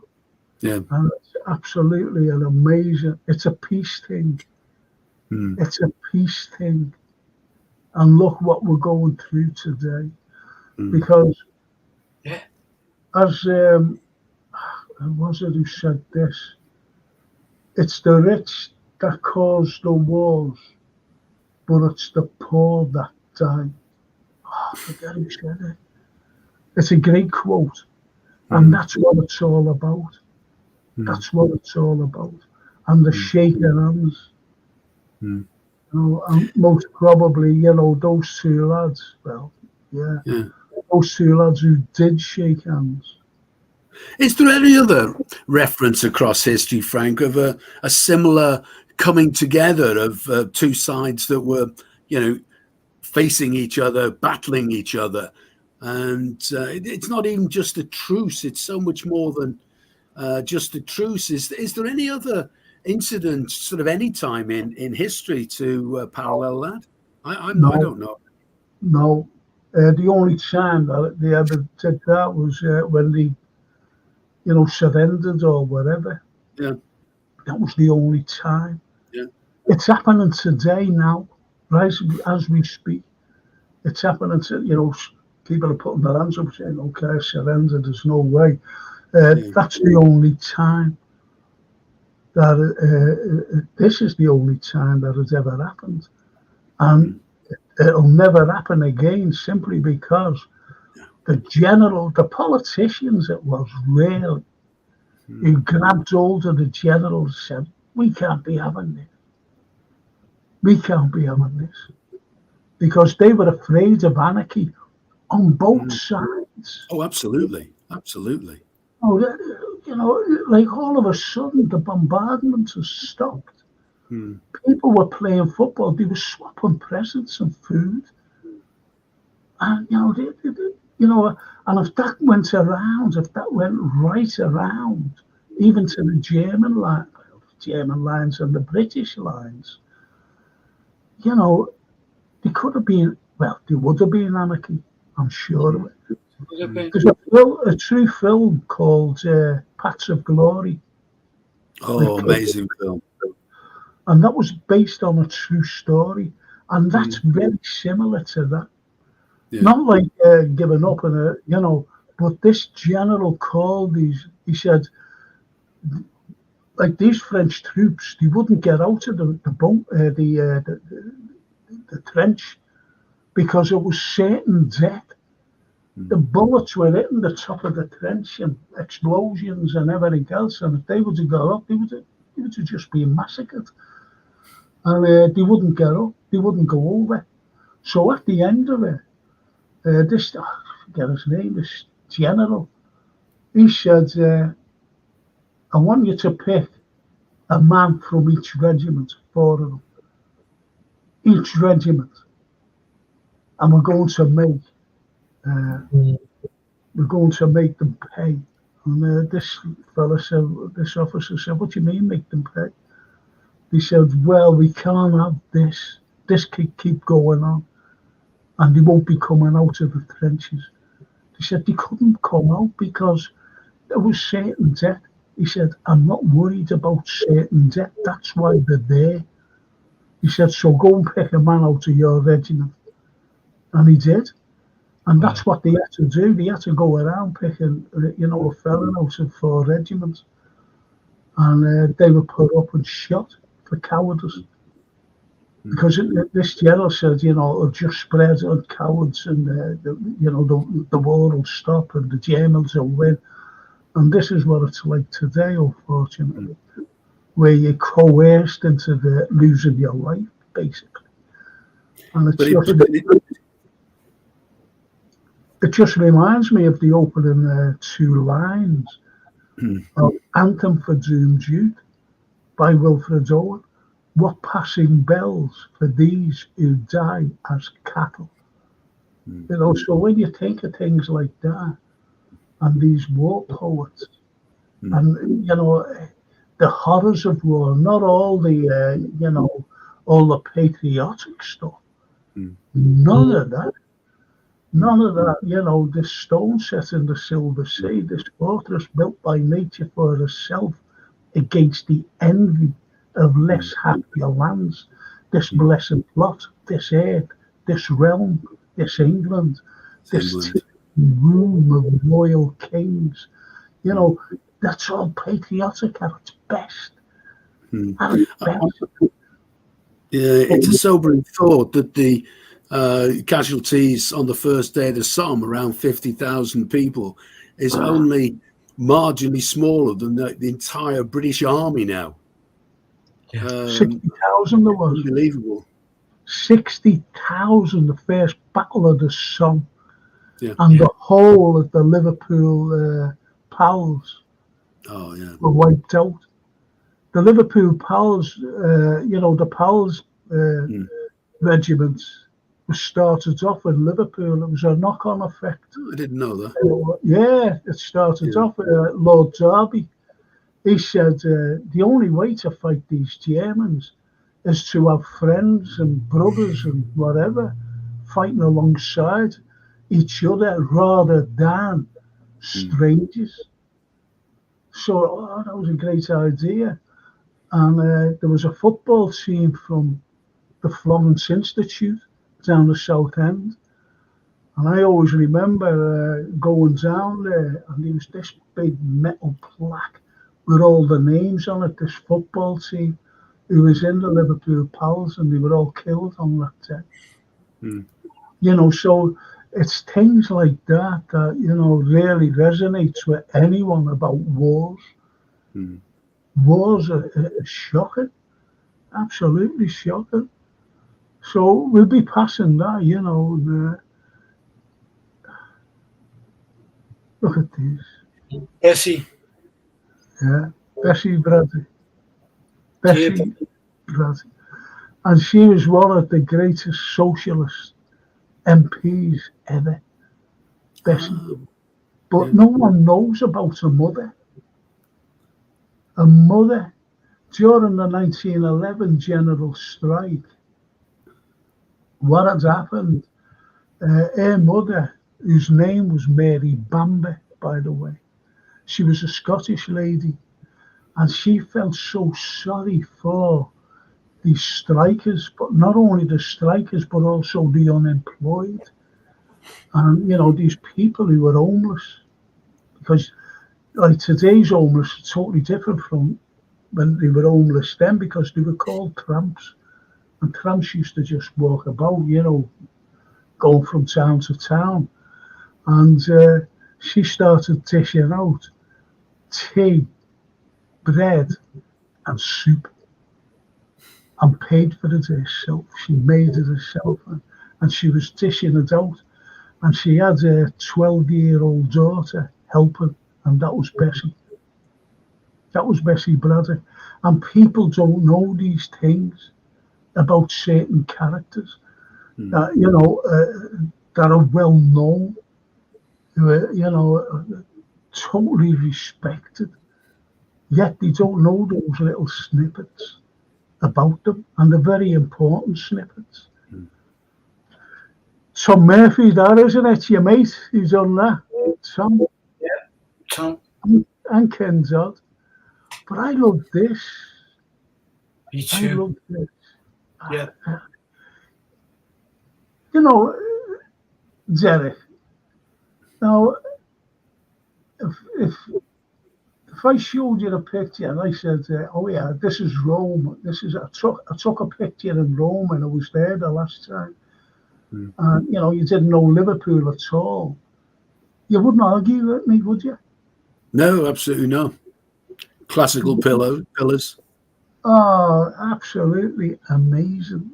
It's just, I love the photograph.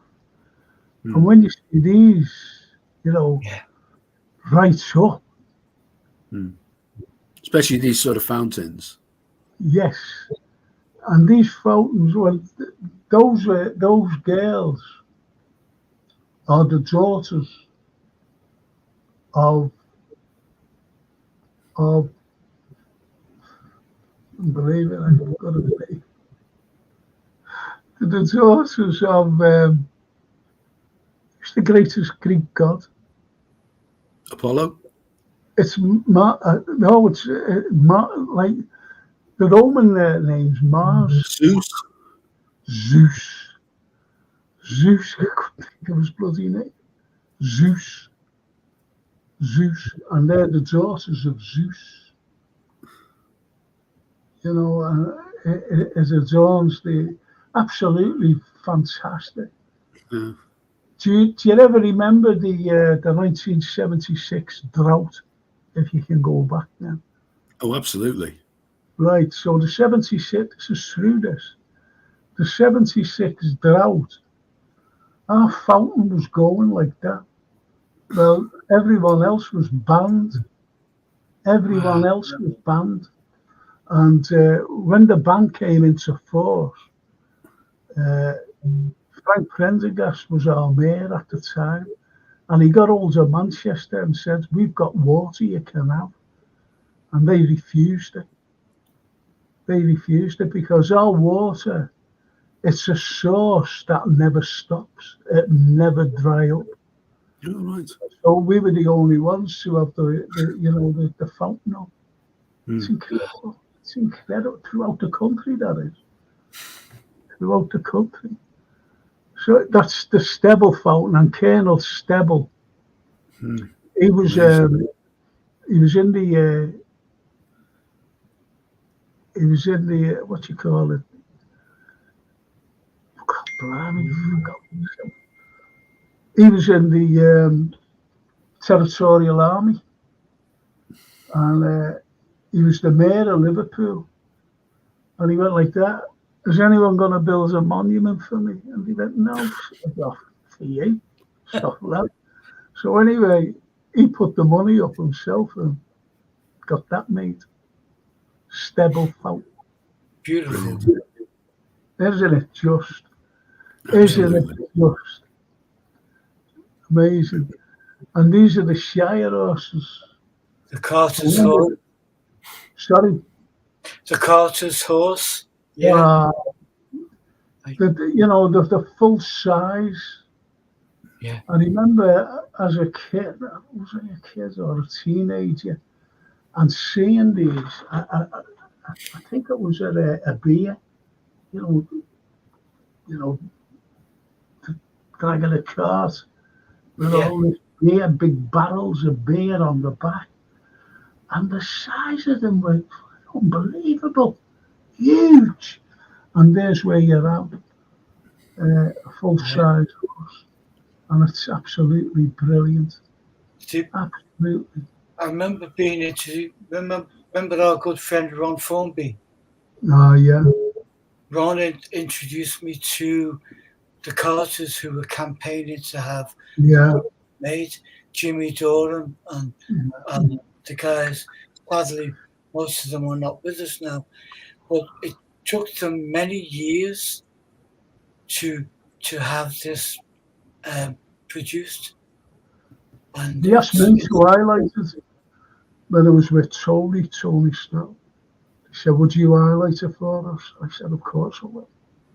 Because I remembered, what I've just said there, when, the memory that's etched in your mind about these wonderful animals and the size of them. And I said, yeah, of course I will. And I did. I'm not saying that I helped in any possible way, but they did. They did campaign for years, and they finally got it done. And that's what Liverpool is all about. We get things done. Perseverance. Yes, we have to persevere, or we'll just go apathetic. Apathetic, we'll go. So we've always got a goal to fight. Always got a goal to fight, and we always come out. And we come out winning sometimes, Well, most of the time. I'm not saying all the time, but most of the time. And this wonderful man, with a child, there's two statues. I wonder if there's one there. Father Nugent.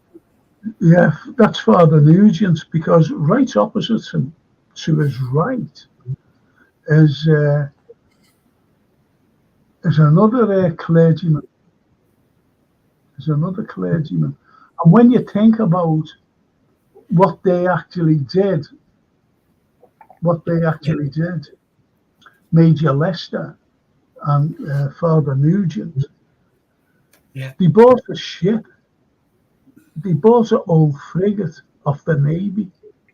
And don't forget, these were big sail ships. And they anchored it in the Mersey, the middle of the Mersey. And they got boys to give them a trade. Like these were orphans or little mad kids running about as able seamen. And that's what they did. Fantastic. For underprivileged kids. Yeah, absolutely. Major Lester and Father Nugent. Father Nugent was born where, right at the back of the town hall, the sessions house at the town hall, the Walker Gallery, the sessions house, the library, the museum, in a circus, Hunter Street. That's where he was born and bred. And the statue there. Do you know that that's the only statue of a Catholic in this city until Father Warlock, Bishop Warlock was made. Wow. He was the only Catholic ever. It's incredible, Didn't know that. It's just amazing the way. And I think this is one of the best. And it's the sanctuary stone. Yeah. And people think that, why is it a sanctuary stone? What does it mean? And it meant that any debtors, because the business quarter where people did all the business wasn't in buildings at the time. It was in exchange flags. And they used to borrow money of a certain merchant. Used to say, do us a favour, can you lend us X amount until my ship comes in? She said, yeah, how much do you want? So they gave him it. They borrowed it. And they said, listen, when your ship comes in, when is it coming in? Did you say, in 3 weeks? Okay, we want it right back. Okay, you get it back. And if their ships didn't come in, they used to, the debtors, they used to get ran. They used to get ran by the people who wanted the money back. And they used to jump on there and claim sanctuary, hoping that their particular ship would come in. They got 2 weeks grace. And if they didn't come in, because lots of ships in those days, you're talking about sail. You're talking about sail ship. And they floundered. and lots never came in. You've only got to look at the Merchant of Venice and Shylock. When Antonio borrowed money off him, he was waiting for his ships to come in. And he said, listen, if your 3 ships don't come in, I'm taking £1 of flesh. That would have killed him. That would have killed him. So he said, yeah, so he gave him the money. And he was waiting for the ships, and they haven't come in. They could have floundered, they could have done. Anyway, they did come in, and the £1 of flesh wasn't taken. And that's what it was like back in the day.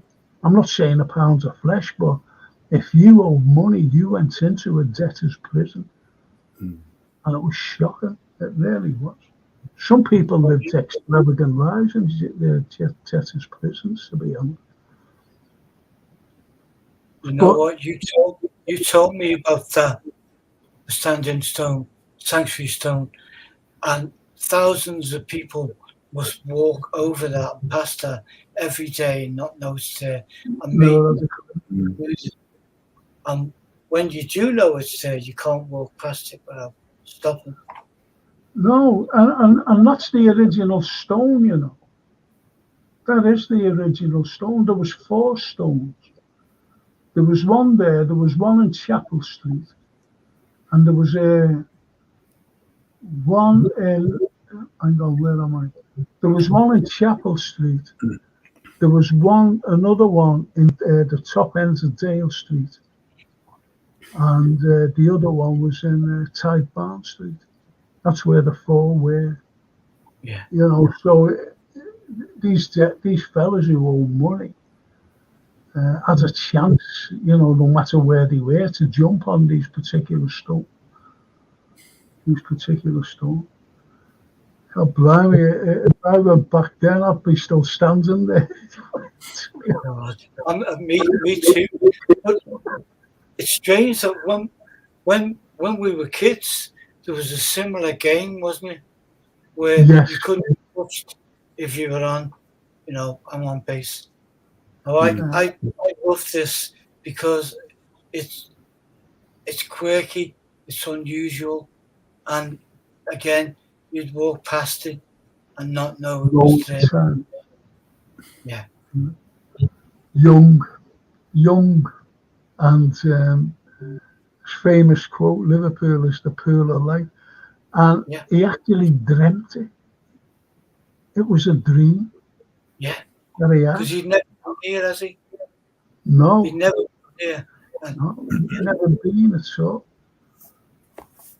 It's just amazing the way some people, they look at Liverpool history and they really haven't, I'm talking about outsiders, and they just haven't a clue.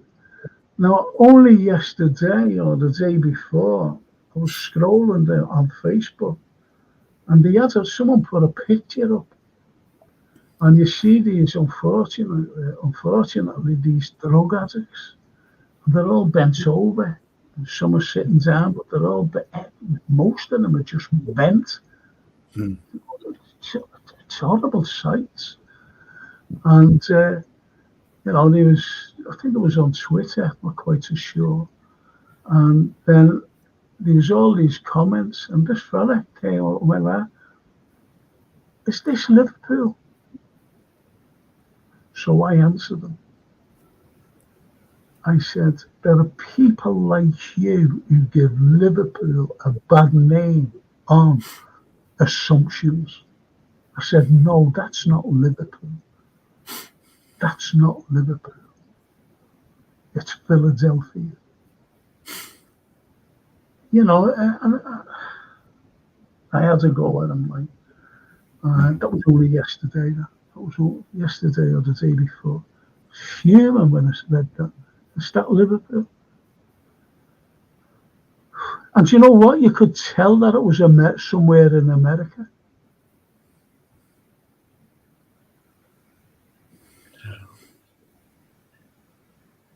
Here we have him, our hero. Yeah. one of the greatest men. They reckon he was the greatest Liverpoolian. The greatest Liverpoolian. I would go. Certainly, it'd be interesting if we ever did, with all of our team would tune in. Our top 10, male, female, greatest living. And it's kind of easy to go the celebrity route, which is why when we talked about this project, I didn't go down that route. Because it says, it's. Can I just go through these? Chris Dix, love these shows, lads. Isn't that nice? Love these shows. And he carries on. Those on the chat need to spread the word. These shows are more than footy, music, or history. True meaning of added value. Best talk channel on YouTube. Wow. Praise indeed. That's great, Chris. Thank you. And he lives in Montenegro. He's singing in from Montenegro, would you believe? And Gary says, that's a brilliant statue. I like the one by Abercrombie Square as well. Yeah, me too. Well, that's Noel Shelvas. I got the campaign going for that. I started it up. And it was wonderful to, finally see it done by Tom. I got Tom. I said, Tom, do you fancy it? He said, yeah, I'll do that. And he did a magical way on that beautiful Noel Shelvas statue. And that was by Gary Rigby. And Mark Simons says, I still can't get over Frank Ripper's story. It should be a movie. Yeah, absolutely. I gave that talk up in Billings about the Ripper, Jack the Ripper. And people were amazed. They think that they know. They think that they know about certain things, and unfortunately, they don't. It's little intricate bits that are left out, but they're very important intricate bits, if you know what I mean. It's like anything. It's like disguise. Even a letter is in disguise.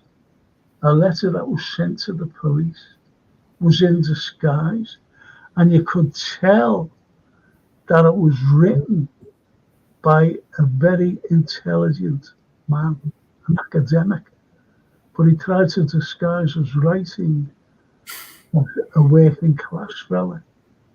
Working class fellas couldn't even read and write then. Never mind putting paragraphs and postscripts. Didn't even know what a postscript was. PS. It's amazing how these serial killers get caught or don't get caught, as in Jack the Ripper. But I name him. I name who Jack the Ripper is, because I do know. I really do know.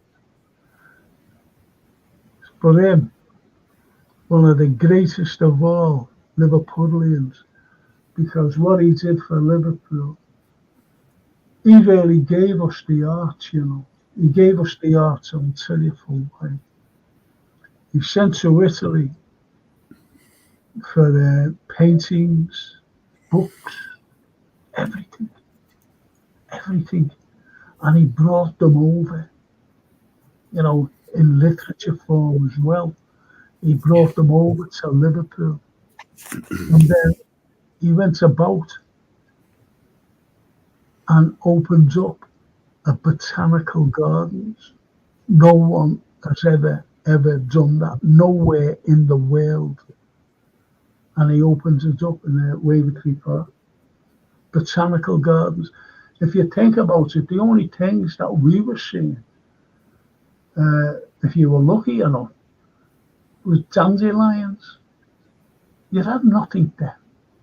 You might have gone out into woodland places and found wild flowers. That was the only thing. You didn't have nurseries, but you did have gardens that the likes of these unbelievable people, who went about and planning out gardens, but that was for the very rich. That was for kings and queens, like the Capability Brown, for example. But he brought over in 1801 these unbelievable plants, botanical plants, exotic plants, and he opens up botanical gardens. If you think about that, he did the library, he did the wonderful botanical gardens, and that was that man. Yeah. That was him. And he thought, that he was an abolitionist. Yeah. He was an abolitionist. And people tried to kill him because, they were saying, if the slave trade gets abolished, we'll be back to starvation, because they really believed the propaganda that was going out. And wasn't because 24% that was coming in through trade was from the slave trade. The other 24%, so the other 76% that was coming in, which was making Liverpool a very rich city, or township as it was then, made Liverpool great. That was 76% of trade coming into Liverpool. So, there was a bit there about the slave trade, and Liverpool built upon the blood of slaves, and that weren't. It wasn't built upon the blood of slaves. And this is what we have today, unfortunately. Yeah. This is what we have today, and people still get it. So, I'm amazed if you stayed with us, Derek.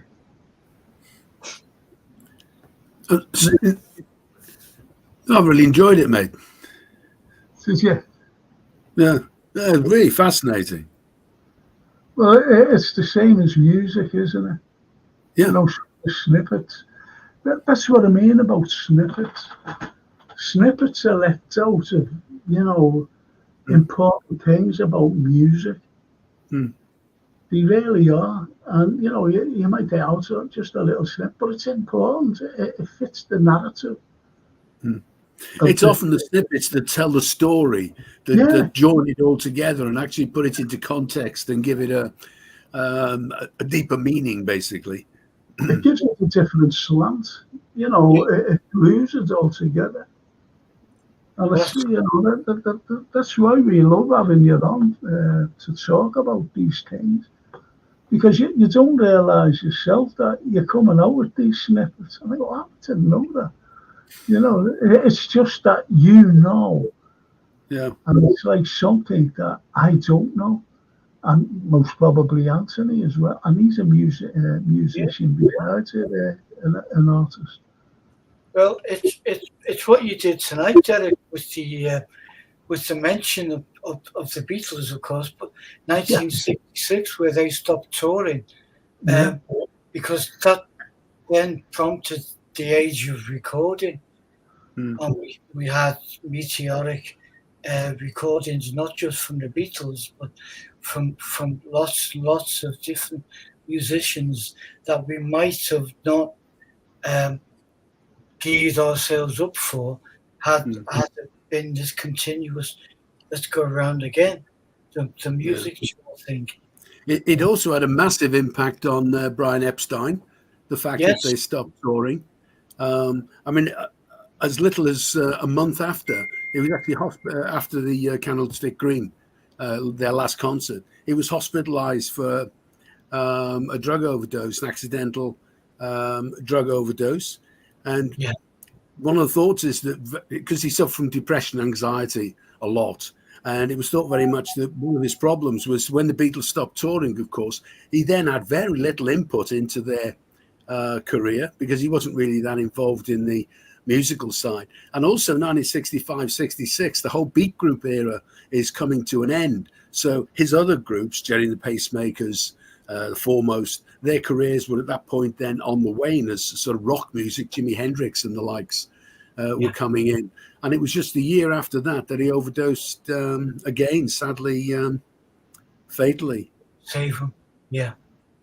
Yeah, great tragedy. Yeah. But I can understand he must have felt totally lost because it's an industry. You know, you plan the flights, you plan the gigs, you plan all that stuff. It's you know, take the circus on the road, and then when someone says, "No, we're not doing it anymore," I think, well, wow. And you know what? It was only like what you and Anthony said as well, Jerry, about they couldn't even hear what they were saying. They had to look at the bassman or absolutely, mime or whatever. You know, it's like anything. You know, if you're at a match, you go, you know what I mean? Yeah, because you want to bury after the game, you know, so you have to mime it, you know, use lip service. And I think that was one of the reasons why they stopped touring, because of the noise. Oh, I think that was a big part of it. I mean, if you look at photographs of the back line at places like Candlestick and Shea Stadium, you're looking at half a dozen Vox AC 30s, you know, and the PA system as such was designed for, you know, a commentator on a sports game. So, you know, there was absolutely no chance once. I think you're talking about 50, 60,000 people. And, you know, you can imagine the noise 50,000 people can make screaming at the top of their voices. It must have been a very strange experience. Of course.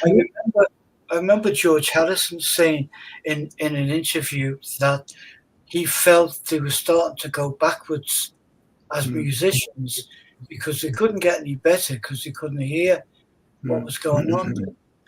So it was that thing, you know. So the recording studio beckoned to thinking, and it was the right time. Do you know what I can't make out either? Not about the Beatles. One-hit wonders.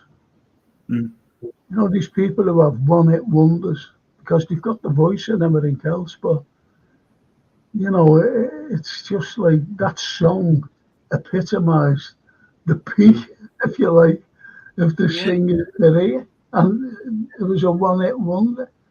It's like San Francisco by Scott McKenzie. Absolutely. Fantastic song, sort of right place, right time, right material, and they just don't capitalize it. You know, David Bowie, I'm firmly convinced that if it hadn't been for glam rock, David Bowie would have been a one-hit hero because he was with half a dozen bands across the 60s trying to become famous. And then in 1969, of course, you got the space landing on the moon, and you know, Major Tom, Space Oddity, took him into the charts. But it was another 2.5 years, 73, I think it was 72, when Starman actually happened after he reinvented himself as Ziggy Stardust. And, you know, he was in absolutely the right place at absolutely the right time. I mean, glam rock was absolutely invented for him. He'd already done the whole androgynous, record cover in a frock. So and I've always got that feeling that that's why he never really went back to being David Bowie, because he struggled so hard to be famous as David Bowie. Then he reinvented the alter ego Ziggy Stardust, massive international success.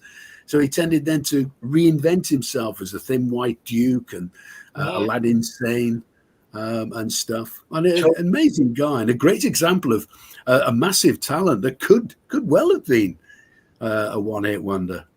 Yeah, what I love about him, I entirely agree with better like an artist. in where he wouldn't paint the same landscape all the time. He'd move and move and move. But I read something yesterday that he was offered an MBE and he said no thanks. And then he was offered something else. And then he was offered a knighthood. And he said, what? Why would you offer me a knighthood? You know, I don't see the importance of the knighthood, but I also don't see the fact that anything I do is deserving of a knighthood. Totally different thing, and I get that.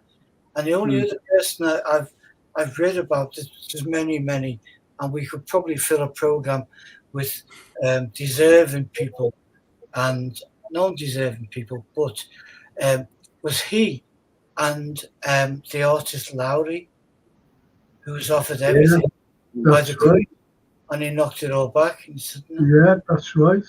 I'm a why do you want to? I want to be, you know. It's incredible, isn't it? Really. You know, I went up. I was taking these people around, and this fella, he was the manager of a building, and right facing the Catholic Cathedral, right on the corner, science. It was the science building, and he called me over. He said, "Do you want to see something?" And I went, "Yeah, all right." And anyway, he brought me up. I said to the people, "I won't be a minute." He brought me up in the lift, went onto the roof, and it was a flat roof with a wall around, right facing the Catholic Cathedral. And there was all this like graffiti on the wall and on the floor. And he said, "You see them there?" I said, "Yeah." He said, "That's Paul McCartney and John Lennon's work." I went, "Go away." Yeah. McCartney's and Lennon's work. Yeah. Isn't that incredible? Paint. Yeah. You know, I'm talking about a paintbrush. I'm not talking about one of these, you know, what you do at me. I'm talking about a paintbrush, you know. Dipping it in the can. Yeah, brush. I've used one of them as well. I suppose you'd say, especially when you were doing me. Lorraine, get that 6-inch brush off the can. It's with Frank. Listen, boys, it's been a blast. It's been great. You come out in a couple of weeks, Terry. Who would you like to talk about? Who would you like to talk about? I'm not sure. What I'll do, I'll have a look at what was going on. So if there's any interesting sort of anniversaries or topics that you know have some particular significance. I mean, there's just so much to go with, and then kick the conversation off with that, and then see what it takes us. Well, do you know who I'd like you to talk about? Okie dokie. Dion DiMucci. Okay. Runaround Show and The Wanderer. Oh, absolutely. You know, Brilliant. Dion DiMucci. I mean, anybody that starts off in doo-wop's got to be a great topic for us. Oh, yeah. Well, I was listening to Revolution, you know, the video of it, the Beatles. And that's what they're, shoe-wop, that's what they're, or do-wop. You know, Harrison and McCartney. Because they were grown up with that, yeah. It's, you know, isn't music fascinating, though? Oh, absolutely. We're brought up on music. I was brought up in a household of classical, especially Italian music, you know, Verdi and Puccini. All these wonderful people. I think it's just a heartbeat. It fills a house, you know, and we were lucky in that when we were younger, that radio was quite healthy and would play all different genres of music. You know, in an hour show, you'd get opera, you get the Beatles, you get Buddy Holly, you get all sorts. I just remember growing up in the house, my mum loved music, and the radio was always on. And she was like, and well, every house, so it's like, every house almost in Liverpool had a piano, and some of them could play it. And that's my mother was a fantastic pianist, and so were my two uncles, and I think that's my granddaughter takes after them, because albeit she's 12, like last week or the week before, she can actually read music and play the piano. Because it's like what we're doing now. It's a conversation thing. You start to play music and people join in. It's amazing, that's right, the lads, these are all football lads, and this Paul said, really fascinating and enjoyable show as always. You can learn so much with it, with the history that you discuss, especially around the city, and that's from Paul Turner. And that's I think that great comments, really great comments. And when you think about, look, it tells you that we're finishing, Taz. We're finished. And, it's like what Chris said. Those on the chat need to spread the word. These shows are more than footy, music, or history. True meaning of added value. Best Talk channel on YouTube. Think about it. It's an amazing comment. Thank you, Chris. They're all made up, they're all made up. And that's why and these are football lads. So they love they love Liverpool. I'm just talking about the city. They love the music. They were going on about all these bands, and Motown, was it Motown? These other things, But I'd love to jump on Derek one time when we're together talking, is a list of the earliest known Liverpool acts that created music. I mean, one that comes to my mind is Arthur Askey. But what was earlier than that? And indeed, were there any? Because there must have been. Because this is such a historical musical city that the Beatles didn't start it. They got it from someone else. Well, you got Michael Holiday, didn't you? And Lita Rosa. Lita Rosa, didn't she make the first female record, number one? She was certainly on the first, yeah. So you had the likes of them, and they go right back to the early 50s.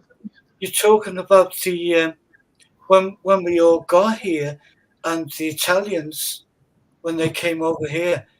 So there must have been Scouse Italians, operatic. Yeah, of course. That's what I just said. Huh? Yeah. In my house, not my house, but in the house, I used to listen. My Uncle Frankie tell you what he played. He played all the classical, right? Yeah. My Uncle Ronnie, he played the boogie because he was the youngest. Frankie was there, and my mum, she has other sisters and brothers, but she was like in the middle, and she played, like the I mentioned Sinatra. She played that type of music. Dean Martin and Sinatra. That's that ilk, and she played that. There must have been a Liverpool lady or man, and we got the earliest kind of top 5 songs before the 50s, obviously. Well, I always remember my Uncle Ronnie. As I said, he played the boogie stuff, the rock and roll stuff. And I always remember him. He came in with a record. I'm a kid. I was a soft kid. I was sitting there, and he put this record on, and I'll never forget his name, and I'll never forget the title. And it was Rite Petite by Jackie Wilson. Oh, brilliant! Yeah, Classic. Unbelievable. You know? yeah, That's what I remember. That's what I mean about the genre of music yeah. that I grew up with. That's why I love my classical music. Well, that song itself was one of the cornerstones of Motown. Berry Gordy co-wrote it for Jackie Wilson, and it was a big hit, made a lot of money, and that was where a lot of the money that he set up, Tamla originally before Motown, the first label, and Rite Petite was a big part of that, and a $500 loan from his sister. Yeah, no, do you see the snippet? That's the snippet that puts everything together. Yeah. That's everything together. That's never have known it. Snippets to build on. Yeah, Absolutely. Yeah. It'd be interesting to look back at music hall days and sort of come forward from there sometime. Well, you know, Anthony, you said about, about there must have been music and everything going. Like people, we've got the oldest today, the oldest repertory in the entire world, and that's the Playhouse. That's the oldest today. You know, so this is what you had. Not only that, but you had the music halls.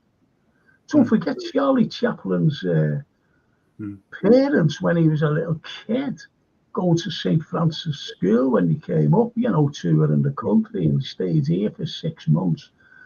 And he went to St. Francis Xavier School, a little Jewish lad. Yeah. And while they was doing the music halls, of course we had great music people at the time. But the unfortunate thing, Franz Liszt, the composer, came here to Liverpool. He was appearing with his orchestra, or, do you call it an orchestra, at the Theatre Royal. And, they were all made up with him. He's great, this fella, isn't he? Loads of Scousers listen to all this beautiful classical music by Franz Liszt. And I can't for the life of me think of his composition that he wrote half of it here in Liverpool while he was appearing at the Theatre Royal. That's the thing that fascinates me.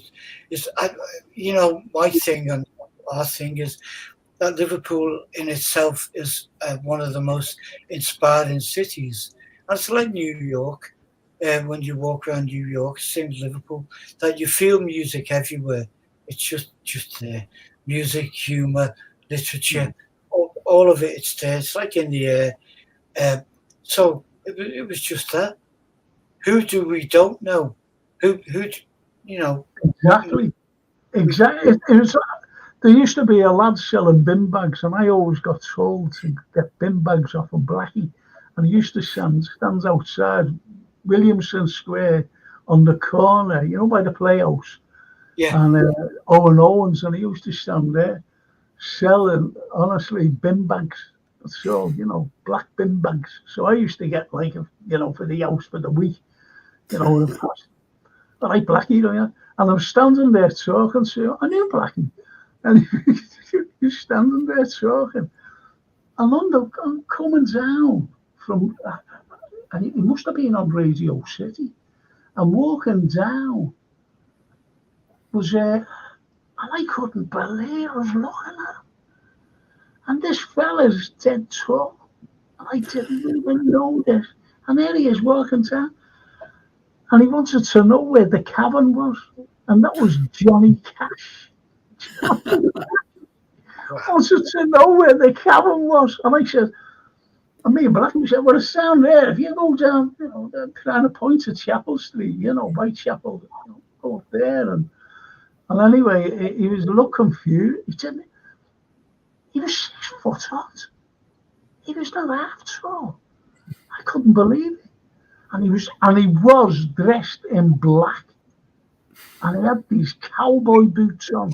You know, you could tell they were cowboy boots on because, you know, where his trousers were. He was coming out like that when he was walking. And I brought him down. I wasn't going. I had to get up. I had all these bloody bin bags. So the bin bag here, Johnny. You've only got to go there. Left and white. Well, there it is.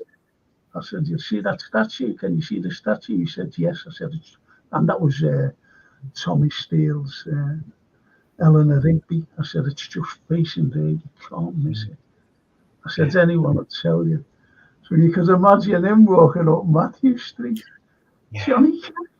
He's so recognisable. So recognisable. You know what? You say never wish to meet your idols till disappoint you. I'd love to have met Johnny Cash. Absolutely. Or even alive. He's just. Well, I've said this to Derek. I've said this to him before. No matter what kind of music you like, even if you're a heavy rocker, everybody liked Johnny Cash. Absolutely. Absolutely. Everybody was walking around with Iron Maiden on the back or whatever, tattoos across the blackjack, or whatever, you know. And they loved Johnny Cash. Everybody. Because he had that mad voice there. No, mad voice. Oh, absolutely. You know, Johnny and ever. You know, he had that. Yeah, unbelievable. Listen, lads, it's been absolutely fantastic. Thank you. And see you in 2 weeks tonight, Derek. Right. No? Yeah. Oh, you never sounded enthusiastic then. Because I have someone on. I'm awfully sorry. Let's have you on next week. Yeah, look at that. Oh, right. Have a look online on Facebook. He's going to sell it to the highest bidder. Excellent. I'll tell you what, it's been fantastic, and there's the boys there to say, you know, Tony LFC. Look, I told you, they're all football fans. Great show, lads. Thanks, Tony. Thank you so much, and I've just got to thank Gap Painting Services for sponsoring the Frank Carlyle Show. If you need to get them in, please, you know, get them in. They're first class, fully time served, fully insured. They're in and out, and the superb lads as well.